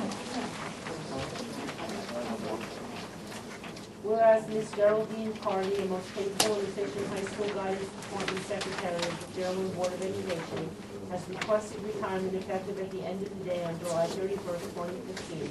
And whereas Ms. Carney, during her tenure of employment, served with distinction those duties assigned to her, and who with confidence, courtesy, and devotion to duty rendered an important service to our entire educational community. Therefore, be it resolved that the Fairlawn Board of Education gratefully acknowledges the standards displayed by Ms. Carney in the performance of her obligations and wishes her many healthy and joyous years in her forthcoming retirement. And be it further resolved that the Secretary to the Board of Education be directed to spread this resolution in full upon the minutes, and that a copy thereof be sent to the employee being so honored. Board comments, sorry. I have to make the motion first? I'm sorry. Can I have a motion to accept S2? So moved. All right. Second. Thank you. Comments? Oh, yeah, well, I guess I can speak. Jim, you may want to say something. Yeah. I was going to ask you too, but we know Jerry for a long, long time. She was there before Jim got to the high school, and I've known Jerry a long time. She's always been extremely helpful. She is, like any good secretary, a lifeline to those that work in the office and always getting things done. And certainly, it was funny because I was up in Oakland, and her grandson was playing in a football game, and my nephew was playing in that same football game. We saw each other. We had a very nice chat with her and her family, and obviously, I want to wish her just a wonderful retirement, good health, and a lot of happiness. Comments from the public? Mr. Marcella? Jerry, when I got to the high school, Jerry was secretary in the main office, and we had some retirements and changes up in the guidance office, so I had to find somebody to go up to the guidance office and you know, really, it's a lot of interfacing with kids up there. She's a grandmother. Don't tell her I said she was a grandmother. She will yell at me, she will. But she's a grandmother, and she treats the kids know her, and she goes, when they go up there with an issue, a lot of times when students come into the guidance office, it's with a problem or with something that they're upset about, and she treats them with such kindness and really, you know, that motherly, grandmotherly kind of treatment that's I think that's one of her biggest strengths. She also, when she sees something that needs to be fixed, she sure as heck lets me know, and we work on it. So we're gonna miss her. And her grandson scored a touchdown against us when we played him this year in Indian Hills. So, but we will miss Jerry. Can I get a roll call? Mr. Banta? Yes. Mrs. Frankel? Yes. Mr. Klein? Yes. Mr. Mancinelli? Yes. Mr. Rosenberg? Yes. Mr. Spindell? Yes. Mr. Stratton? Yes. Mrs. Wallace? Yes. Ms. Quackenbush? Yes. Okay, continuing on, S1, resolution to disenroll pupil. E1, attendance at conference, convention, workshop. E2, approval of extracurricular trips. E3, approval of after-school workshops for the 2014-15 school year. E4, approval to change codes. E5, approval of bedside home instruction. E6, approval to change compensation after-school workshops. P1, approval of non-certificated day-to-day substitutes. P2, approval of certificated day-to-day substitutes and bedside home instruction personnel. P3, rescission of approval of non-bargaining personnel. P4, approval of extension of leave of absence without pay, child rearing, certificated personnel. P5, approval of leave of absence without pay, child rearing, certificated personnel. P6, appointment of non-certificated personnel. P7, salary adjustment to higher degree status, mid-year qualification. P8, salary adjustment to higher degree status. P9, approval of winter sports personnel Schedule C position. P10, approval of leave of absence without pay, non-certificated personnel. P11, change in assignment of certificated personnel. P12, change in assignment of non-certificated personnel. P13, approval of leave of absence without pay, certificated personnel. P14, approval of adjusted hours, non-certificated personnel. P15, approval of adjustment in annual athletic stipend, certificated personnel. SE1, approval of tuition transportation to special schools providing regular special education. SE2, approval of bedside home instruction for classified students. And SE3, approval of required related services for classified students. May I have a motion to accept SE1 and SE3 through, S1 and through SE3, we already voted on S2. So moved. Comments from the board? Jeff? Hi, what I'm gonna say is by no means a reflection of my trust with the administration or the people that are hired. However, I, in good conscience, can't approve an employee unless I've had the opportunity to have or a committee has had an opportunity to get the lowdown on who they are, what their qualifications are, and why this person is being recommended. I don't feel that it's appropriate to attach my name to someone who I don't know. I sent out emails about these jobs, asking simple questions, what's the qualifications of these people? I never got an answer back, so I have to vote no because part of this job is oversight, and I'm not seeing anything to vote yes for. That's P9. I'd just like to make a response to that it's not the board's job to hire and fire employees. And the schedule, the appointments of coaches is just for us to approve it to go onto the agenda. It's not to critique who is on it. That is not our job as a I board member. respectfully disagree with you 100%. Well, you don't see every employee that gets hired in this district, No, and no, I this is think no we should. different. This is Well- no different, and I'm gonna let Bruce continue. Well, let me see if I can just. But part of our job is oversight. No, I mean, it's not just approving, like, something gets put in front of us. Yes! All right, let me see if I can. My right to ask questions. Clear something up. Mary, do you want to? Yeah, no, I wanted to state for the sake of the public and for the videotape and so forth, that while I understand Jeff's position, Cindy's position is the position of the School Boards Association. It is not the role of board members to review. It is the role of board members to support the decisions of the administration. And so I just want to reiterate that for the sake of the public. While I understand what Jeff is saying and why he's saying it, I think it's important for the public to understand what School Boards Association says is the role of boards. Oh, all right, let me see if I can clear something up. I think, Jeff, you made a statement about you wanting information, and I think there's a little bit of a misunderstanding. You had sent me an email, and I responded to you, I said, I have no idea what you're talking about, because I never received that email from you. Am I correct? I don't know. No, did you send me an email? The email came from the administration and two people that was sent to two people on the committee. I believe there were two administrators attached to it. When I replied, it was like, is this okay? This is being, these people are being recommended. And I said, basically, what are these people's qualifications? Have they ever coached before, et cetera, et cetera? And I never got a response. All right, let me clear that up, and I want to be very clear. If you go back and look, I think you sent a request directly to Mr. Marcella. And Ms. Marcella called me, and I said, Ms. Marcella, don't answer that. It's not the board member's job to email a principal in his district and ask questions directly from a principal. But That's he what asked I'm me here the for. question. I answered his question. Can I say? Let me just finish. No, because I have something from that point, okay, if you don't mind. Okay.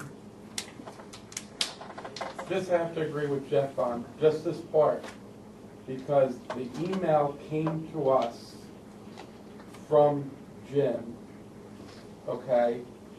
That's why I believe, and you could correct me if I'm wrong, I believe, this is a misunderstanding, because I believe Jeff was replying to Cindy, and it was reply all, Well, that's not, and that's how it got. it's not the email Mr. Klein sent to you Because I personally. went through, no, I'm just That's saying, not I'm saying the one that went back to Jim, it was because he replied all, because I went back and looked at the emails. I don't agree with his position, but I agree that I think that part is a misunderstanding, because the original email did come from Mr. Marcella, and it was to the three people. He probably didn't know that Mr. Tratner was on the.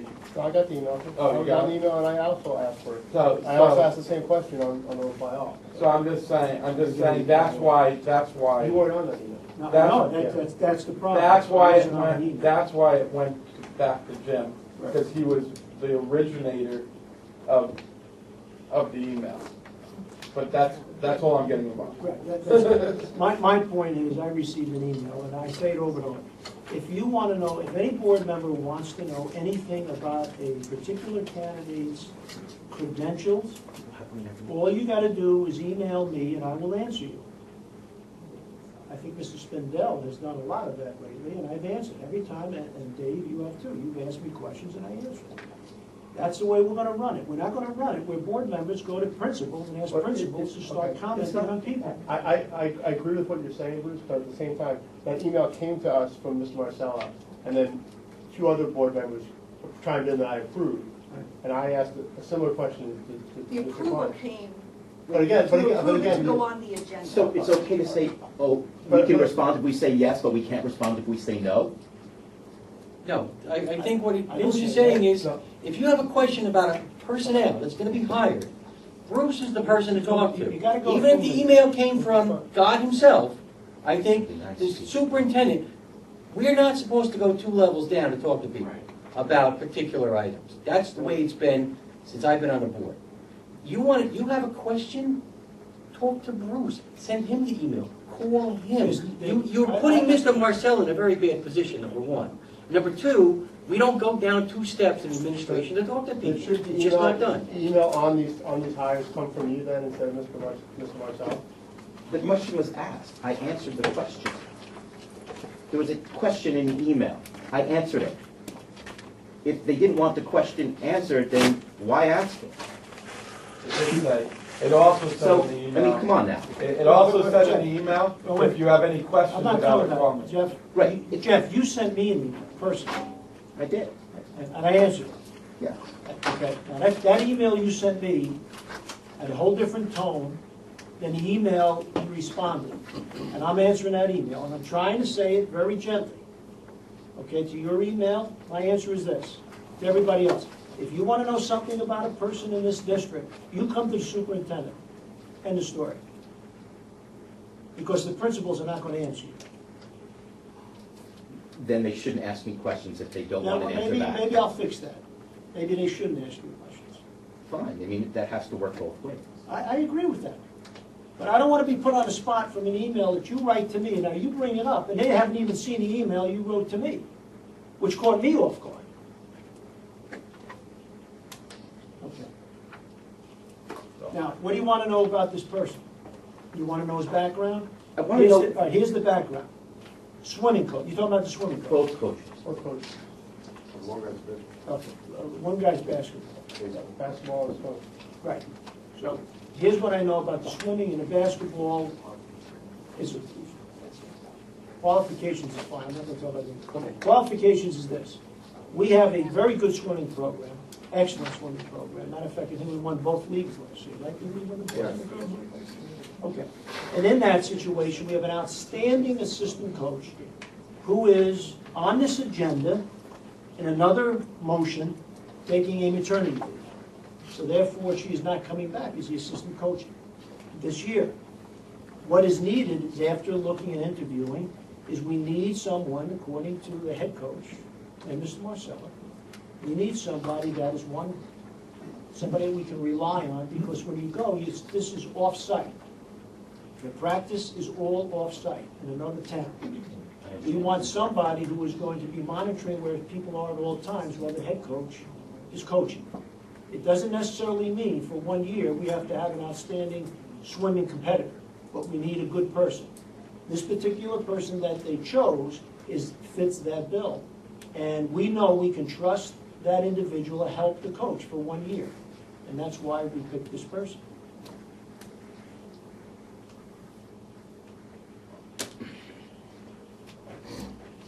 And that's a recommendation from the committee, and I support it. It's a recommendation. Mark? Yes, I have a couple of questions. First of all, if we are voting on these individuals, whether we want them employed or not, then we actually do the hiring and the firing. Because a couple of minutes ago, we were told that we don't. So I just wanted a clarification from Paul. It's the board who does the hiring and firing of the employees, correct? Only upon the recommendation of the superintendent, the board can say yes or no. Correct. So in actuality, You can't say yes unless he recommends it. So, Correct. so Correct. clear. It's got the recommendations have to come from me. Absolutely. But we are allowed to ask questions, though, aren't we? Absolutely, yes. Okay. But we Well, want people it shouldn't ask questions. to come to me. The other thing is, when I first got on this board, I too had hesitation regarding individuals who were recommended for hiring. My views may be different than the superintendent's view, and I would like to have some kind of a background on why these individuals are being hired. And at that time, I was told I'm micromanaging. I don't think I'm micromanaging. I think I'm, whether the word is challenging or whatever, questioning, clarifying. I want to know why certain individuals are chosen over other individuals. Now, when I asked this question, I was told that I could come to the board to look at the particular paperwork that is supporting the documentation for the hiring and firing. I think if we got some kind of information included in the package that we get with why you're supporting these particular recommendations, I think it would clarify a lot of questions that are being asked.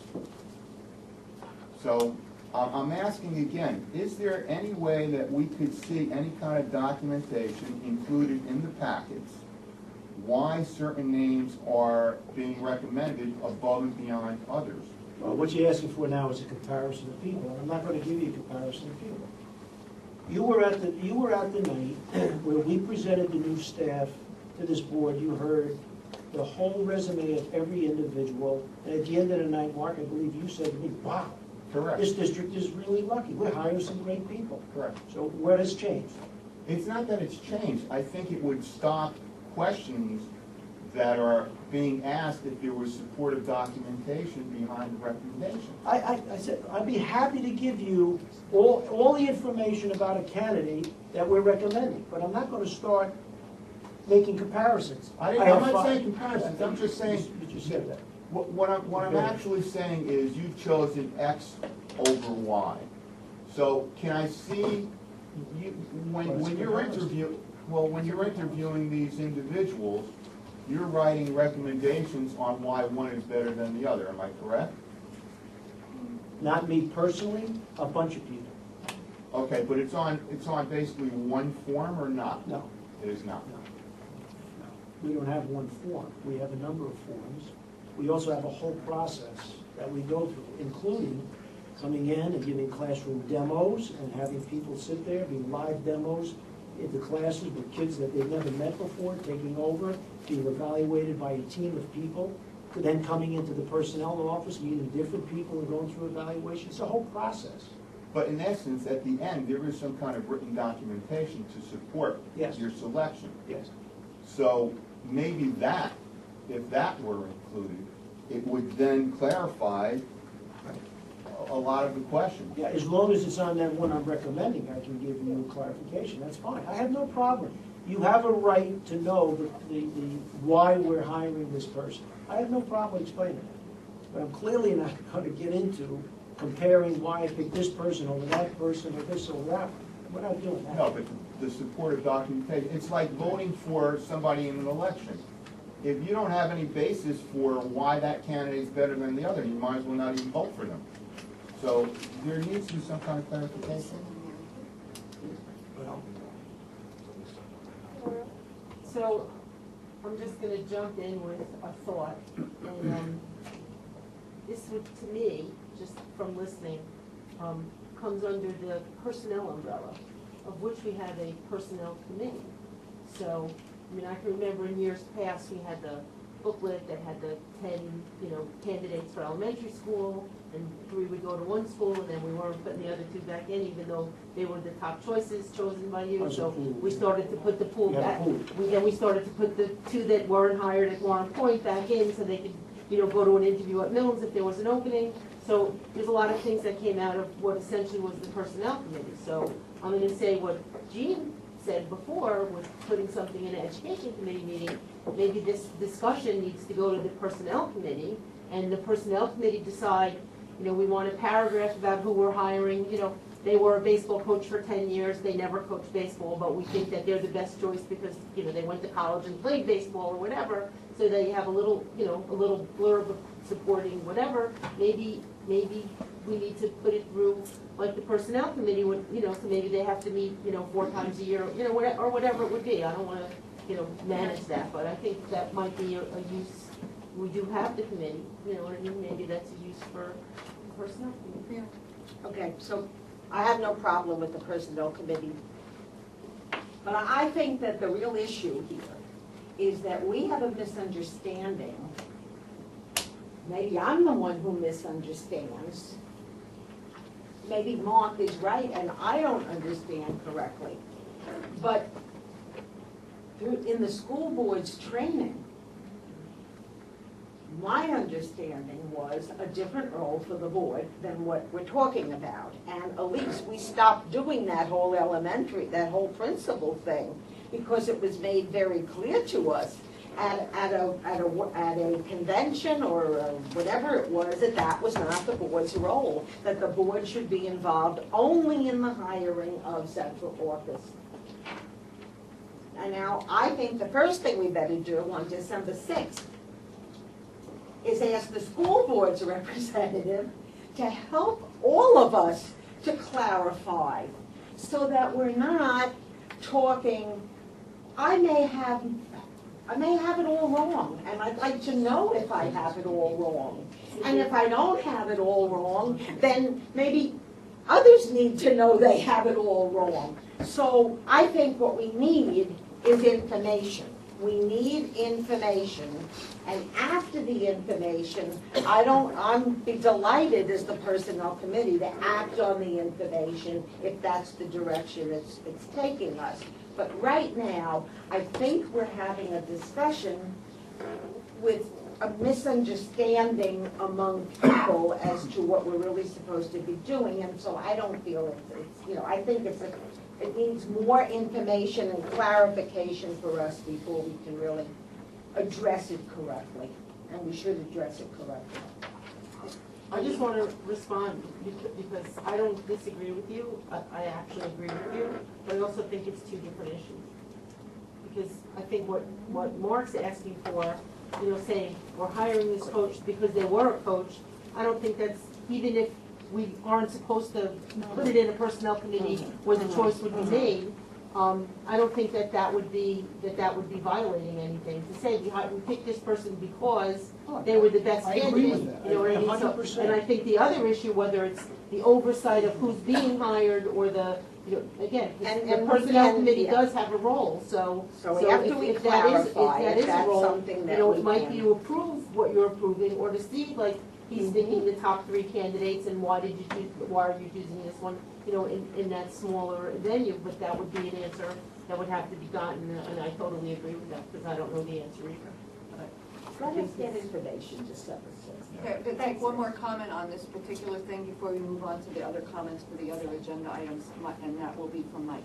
I just want to say that my understanding is what Mary said, and every training that I've ever taken from school board is what Mary has said. As a matter of fact, what I remember is, you hire the superintendent, and it's his responsibility to hire his staff, to hire the people, and you're pretty much, what you're doing is you're just, what's the word I'm looking for, confirming his his recommendation. And then if something goes wrong, it's his really, he's on the hot seat because of his recommendation, because it was his recommendation to hire the person.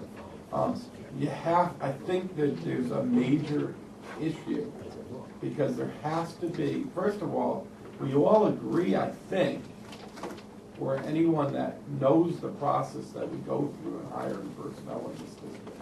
And I'm not talking about coaches, because that's a different thing. Because the one coach is a coach currently for another sport, so, which is why I had no problem with it. But when it comes to personnel, hiring teachers and the professional staff, there is a process, and everybody that has seen the process has known that it works. And you have to trust the people you hire to do the job that you're hiring for. The second we don't trust Mr. Watson and Mrs. Wilson and the rest of the staff, we have a problem here. And I honestly believe that. And I understand the role of oversight. And yes, that is our role. But there's a point where it's not oversight. There is a point where it's micromanaging. And I hate that word, by the way. And I hate when we throw around that word. But there is a point where it is. I'm all for Mary's recommendation that definitely needs to be on the agenda for our board retreat. Thank you, Mike. Any other comments from the board on the items that we just spoke about? Cindy, could I say something just to? Yeah, I was going to go for, there's no more comments from the board, so absolutely. Oh, now? Yes, I'm sorry. I'm really sorry. No, Yeah, comments from the public. What I want to do is clarify, because my email was brought into this as a major part of it. I want to just explain the protocol I follow and send the email. I did not send the email to Mr. Klein, I did not send it to Mr. Rosenberg, and I did not send it to Mr. Tratner. I sent it to the athletic chairperson, Cindy. I asked her if she had any questions to let me know. Once there were questions, then I said to Bruce, there are questions about it. He told me he would take care of the answers. That's it. So I didn't send emails to all of the board, all the members. Just wanted to clear that up. That's a protocol I normally follow if we don't have a meeting. We usually have meetings, and sometimes with this one, which was later than the others, we didn't have a meeting to review some of these things. So I did send an email to the chairperson that she distributed it, not me. So that's why I didn't answer it. When those questions came up, I assume those questions were for you. I was copied on it. I wasn't directly emailed. Okay. Thank you. Any other comments from the public? Roll call. Mr. Banta? Yes. Mrs. Frankel? Yes. Mr. Klein? Yes, no on P6. Or P9, I'm sorry. Which one was that? P9. Mr. Mancinelli? Yes. Mr. Rosenberg? Yes. Mr. Spindell? Yes. Mr. Shatner? Yes. Mrs. Wallace? Yes. Mrs. Quackenbush? Yes. Okay, we're moving on to the business administrator finance agenda. And there's an addendum. Before we do you have any comments, Joanne? I just wanted to explain addendum one. I think that was emailed today. Yeah.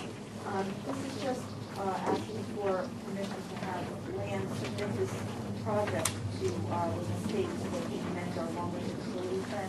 We're doing all this work in-house. Thank you. F1, second reading adoption of board policy. F2, abolishment of board policy. F3, acceptance of gifts. F4, discards. F5, bills payable payroll. F6, bills payable. F7, transfers October 2014. F8, board secretary's report September 2014. F9, board treasurer's report September 2014. F10, acceptance of MSUNER grants. F11, synopsis of the comprehensive annual financial report for the fiscal year 2013-14. F12, appropriation of funds. I think that should be F13, school use. F14, approval of well access agreement. F15, board secretary report, October 2014. F16, board treasurer's report, October 2014. May I have a motion to, oh, I'm sorry, and addendum 1.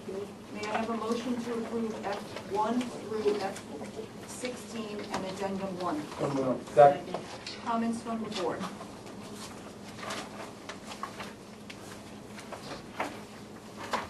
No comments on our gifts? Oh, I will. Oh, Mary, you're falling. Maybe John. John got his hand up. I'm sorry, John, I didn't see your hand.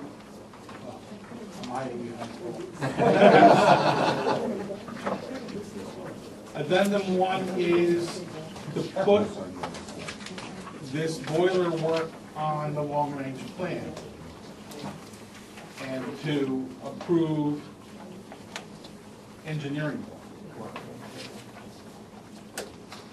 It's for, yes, exactly. They need to do drawings for this work to be done.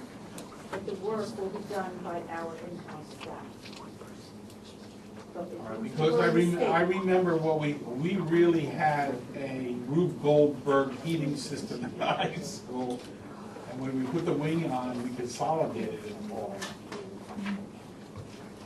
It sounds like a supplemental boiler is needed. Correct. Correct.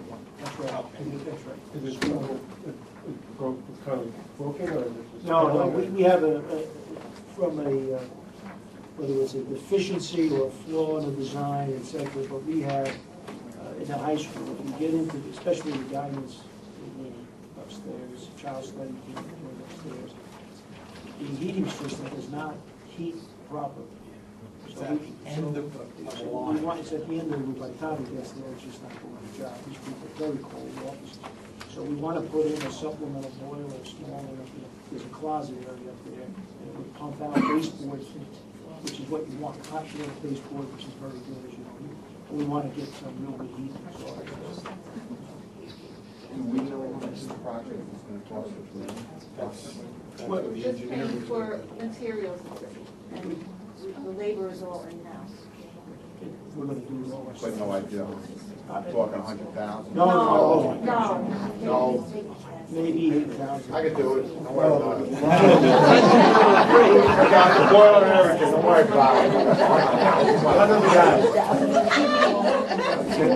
I got it covered. If I hear that banging one more time, I'm gonna fix that radio. I know the problem.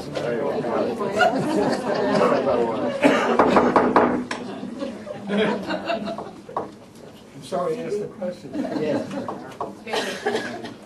Apologies first, I must have been sleeping.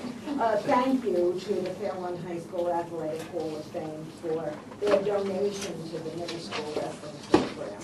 And the donation from William O'Hay, apologies if I said it wrong, to the new middle school wrestling program also. So, and I apologize for missing it. Where, when, any other numbers? Oh, you want to say that one? All right. That's one of them, let's go. Yeah, just on, F10A, is that a M Sooner grant? Is there, what is the proper? MSU NER grant, about to 200 for physical education team, teaching received by Kevin Draney and Harvey Egan. I'd like to say that because Harvey Egan was my soccer coach many, many years ago. I'm sorry, Harvey, for dating you. There was also a similar grant for $200, thank you, that promotes reflective writing by Robert Pearson, as well as a grant with the same title for $500 for technological, pedagogical content knowledge, or as we all know it could be as TPAC, of course.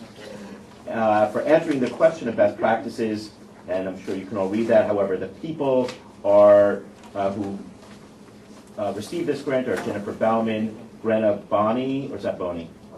Boney. Marilyn Coates Thomas, John DeWitt, Michelle Francis, Curtis Gieb, Christine, I'm sorry? Guide, Christine, help me out with this last name, Regali, and Renee Toro. Thank you. That's a lot of tough names. All right. Thank you to those people, because every penny counts. Any other comments from the board, comments from the public? I just wanted to say that William O'Hay is part of the Athletic Hall of Fame Committee. He's a lifelong resident. He's one of our senior committee members, class of 1953. And he's at every event. He's every game. Any other comments from the public? Roll call. Mr. Banta? Yes. Mrs. Frankel? Yes. Mr. Klein? Yes. Mr. Mancinelli? Yes. Mr. Rosenberg? Yeah. Mr. Spindel? Yes. Mr. Shatner? Yes. Mrs. Wallace? Yes. Ms. Buckley? Yes on everything, abstain on F, 12B through F.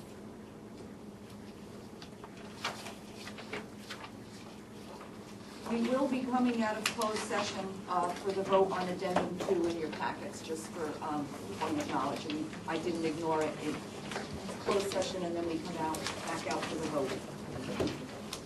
We're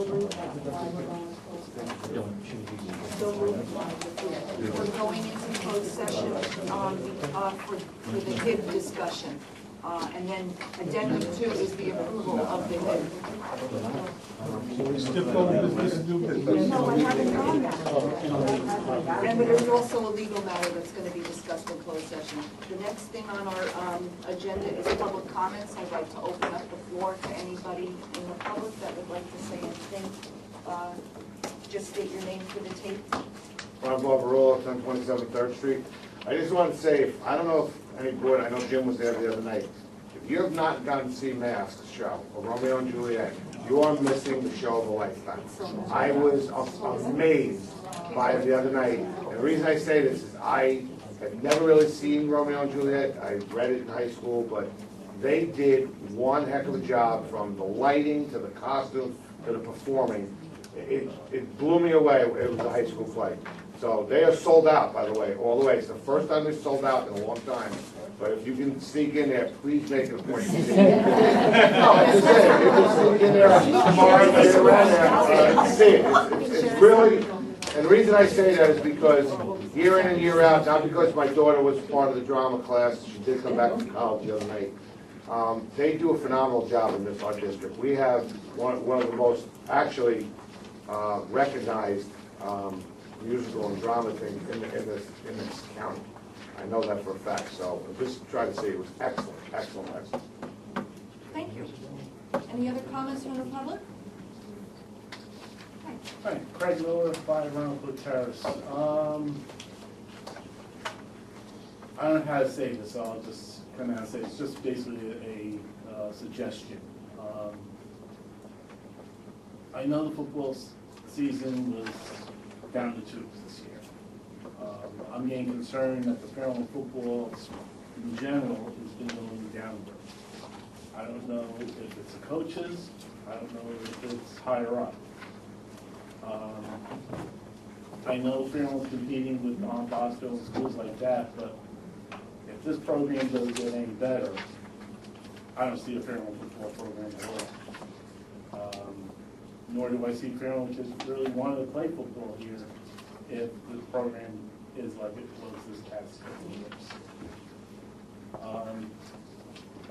With the sports in general, I'm usually at every football game and pretty much every ice hockey game. I know the high school has electronic board. There's nothing on it about anything with hockey, football, or basketball. You want to promote Fairlawn, you get residents and kids out to these events, put it on your board. I drive by, I see nothing about, because I'm also signed up for the schedule stuff.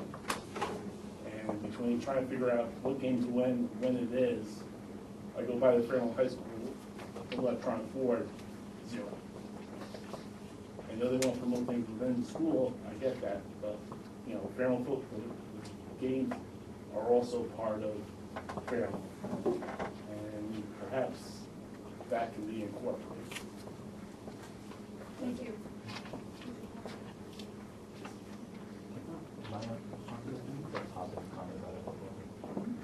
I just would like you to know, I work at one of the schools that has a powerhouse football team. coach, I have to say, kind of technical institute.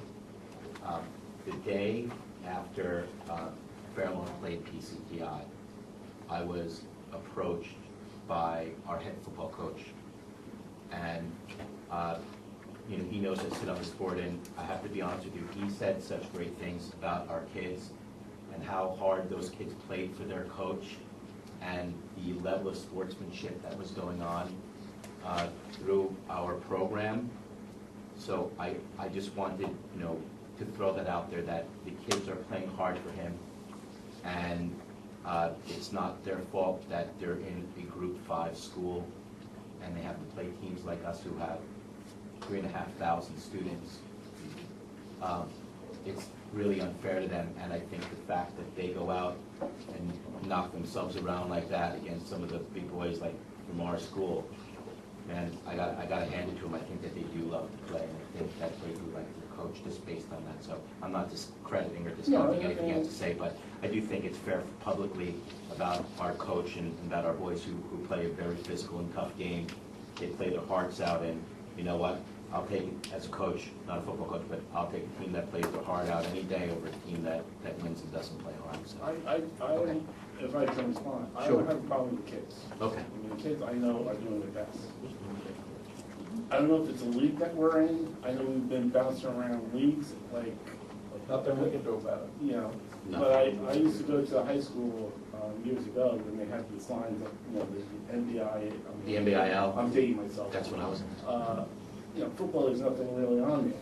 I mean, I congrat, and All the leagues have changed. I just, maybe we Yeah, should. they're in really- what, Big North Liberty? Carolina Liberty. I just go to the games and I'm just like, I don't see the stands filled up anymore. I don't see.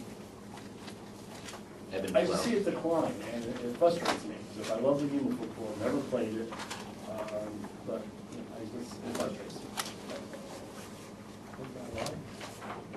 Any other comments from the public? We're going to move to old business.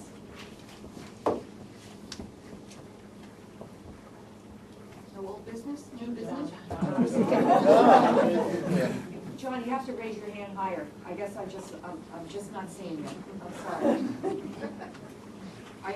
I just had a question about, we're going to adopt a new district focus. You already did. We did that, but you had a question. I had a question on the social studies and language arts goal, the new SMART goal. To support language arts and social studies collaboration for more common core standards-based activities and assessments across the curricula for enhanced integration and park readiness. I'm assuming that is something about curriculum development? They're trying to, the social studies. Because there's a lot of, just phrase after phrase after phrase, and it doesn't tell you what it is. Yeah, social studies and the language arts department teachers are working together to integrate language arts skills, which are kind of core, into social studies curriculum. So they're going to be posing questions that are common core focused. So it's to support integration, not collaboration. Correct. So they're trying, it's both. They're collaborating together. Collaborating so together. integrating language arts and social studies. Well, it's a very tortured sentence, and I didn't understand what you were doing. All right, that's a They clarification. want to do Thank you. more in the history before the leading. The information, Any other old the business? informational text has to go through. New business, Yes. board Wow. members, new business? Oh, yeah. Jeffrey? Here we go. So while in Atlantic City, I heard a great idea in one of the forums I was in. And I think that the idea is like threefold, however you want to look at it. And it'll help bring parents and students in and help us create a nice little connection to our students and parents while being able to display the things that happen throughout our district. They called it 1 month, 1 school, where every month, and it works out nicely for us with the school year because we have 10 schools and basically 10 school months. What happens is every school gets a month, and at that monthly board meeting, however the principal of the school decide to do it, they come and do some type of presentation at a board meeting, whether it be a display of some type of academia, music, project-based learning, anything of that sort. They come, the school or whoever's chosen from the school comes in and does a little presentation for the board on what's going on in their building to promote them, promote the district, and to bring parents in and have a good old time about it. So I thought it was a really nice idea that that we could have and implement here for 1 month, 1 school. And I was hoping to have some conversation and in the end support for that, so we can, because you know, we've had students, we've had groups come in, but they've usually been singular groups and kids who have achieved other things or done other things. This gives the opportunity for us to see a greater wealth of the types of students and types of things that are going on within all our buildings.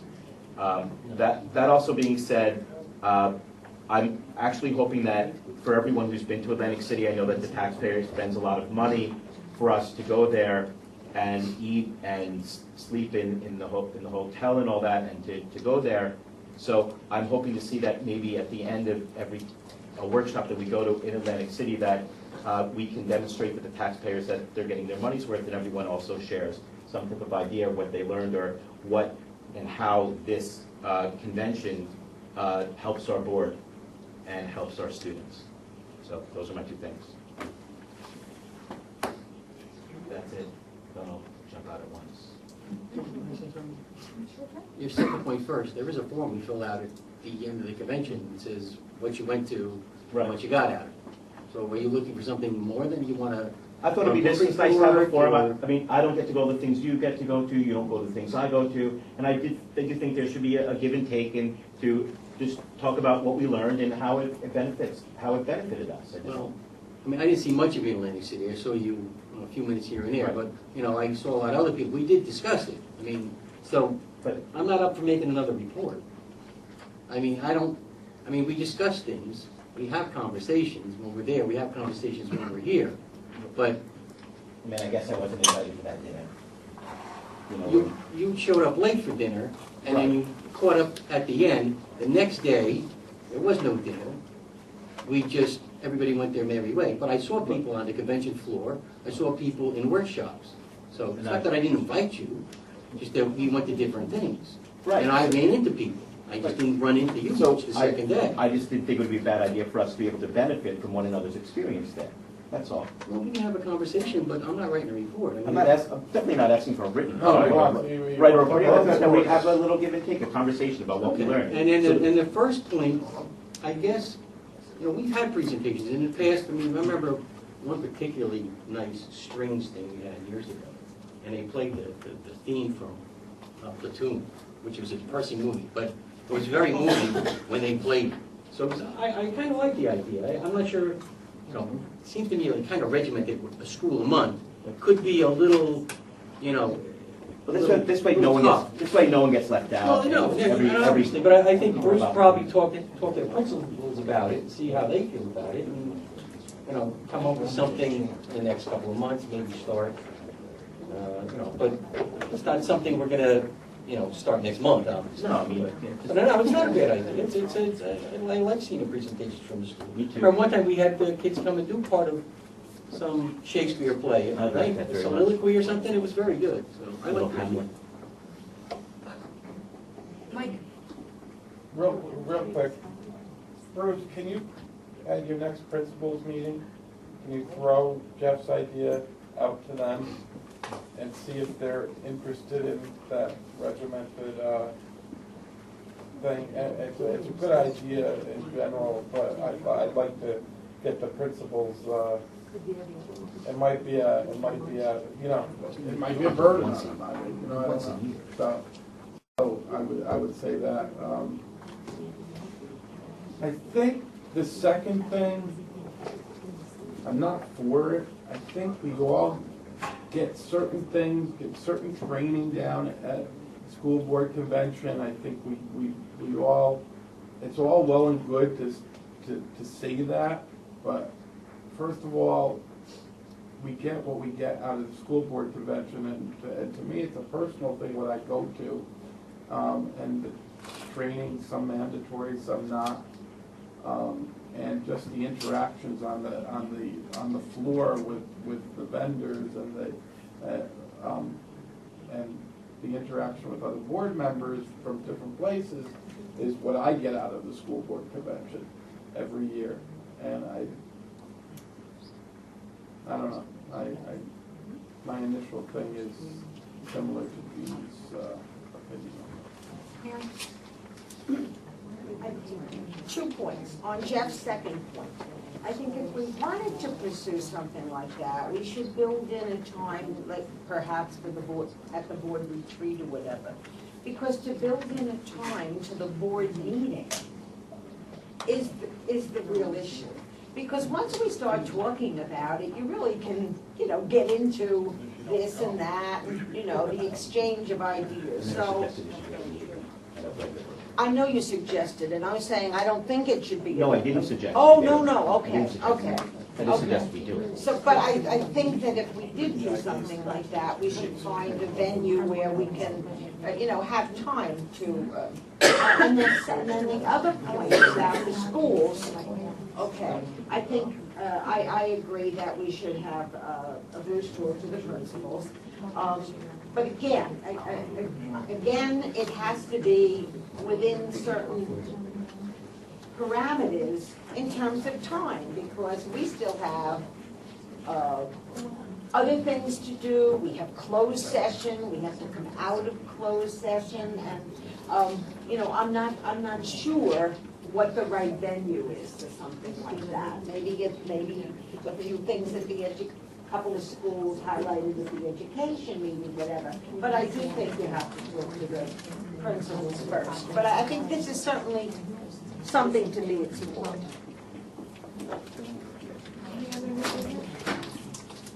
We have to set meetings. I need to set an athletic committee meeting. The Hall of Fame has their funds in place for the display case. So we need to have a meeting with the president and the treasurer to see how the funds are going to be presented to the board and exactly what is going to happen with the display case. So, Jim, I'm asking if you can't give me a date tonight. Tell me when you want it, I have everything here that's scheduled. December 24th, Jim. I'll be there. It's open. Let's bring the fish. I'm gonna be alone, I'll meet with you, Jim. Is December 8th okay? It's a Monday evening? Is that okay? It's fine, for me. Mike? David? Jeff? Mm-hmm. Kathy? I think it's okay. Okay. What time? What time? Early. 6 is pushing it a little for me if I work till 5:30. 6:30. 6:30, is that okay? Jim, we'll meet here. It's okay with me. 6:30, could you just let Dave know, okay? And if you could reach out to the mayor also, since he was involved, he sits on the Hall of Fame, I would like for him to be here. Okay, so December 8th, 6:30, Edison. Thanks. Do we need a communication thing to try to get that newsletter back up and running?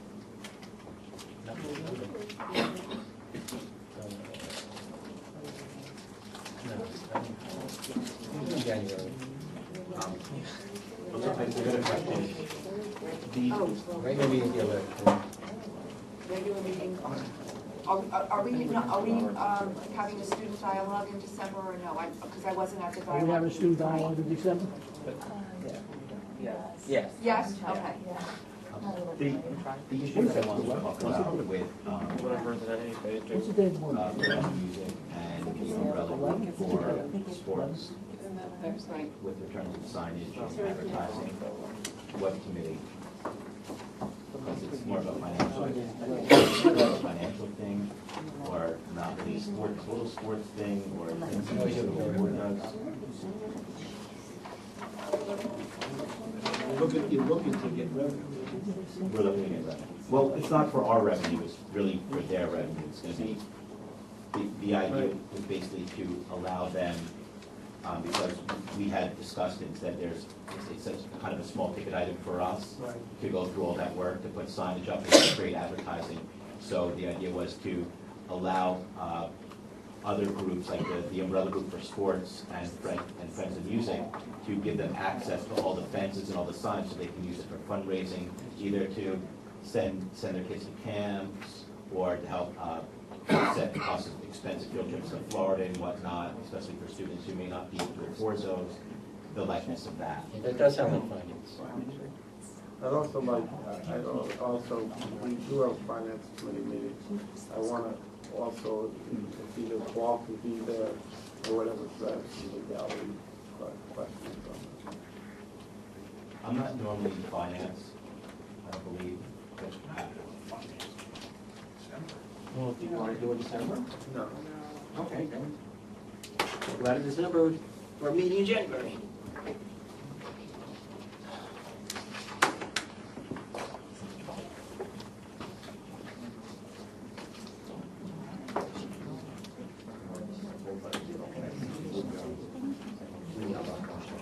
John, I saw your hand. The only reason to have a policy meeting would be to deal with the attendance and suspension policy.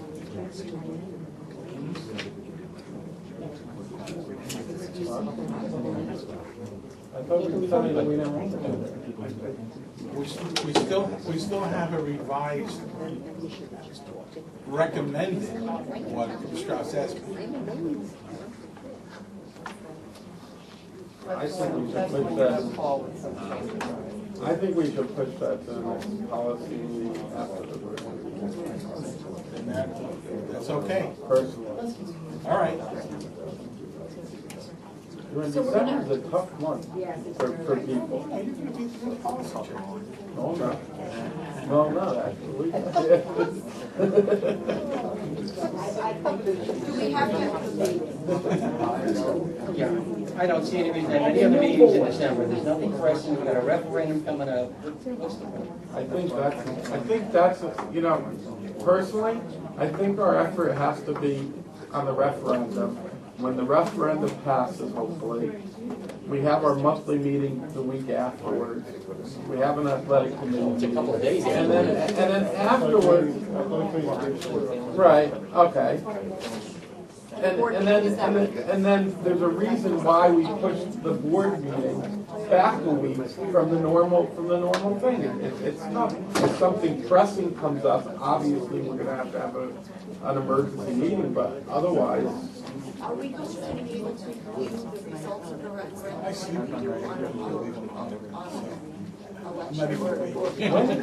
So we could meet here? Yes, I would like to do that. All right, so December 9th, right? December 9th will be here, and inviting all of the public to come and see the results of the polls close at 9.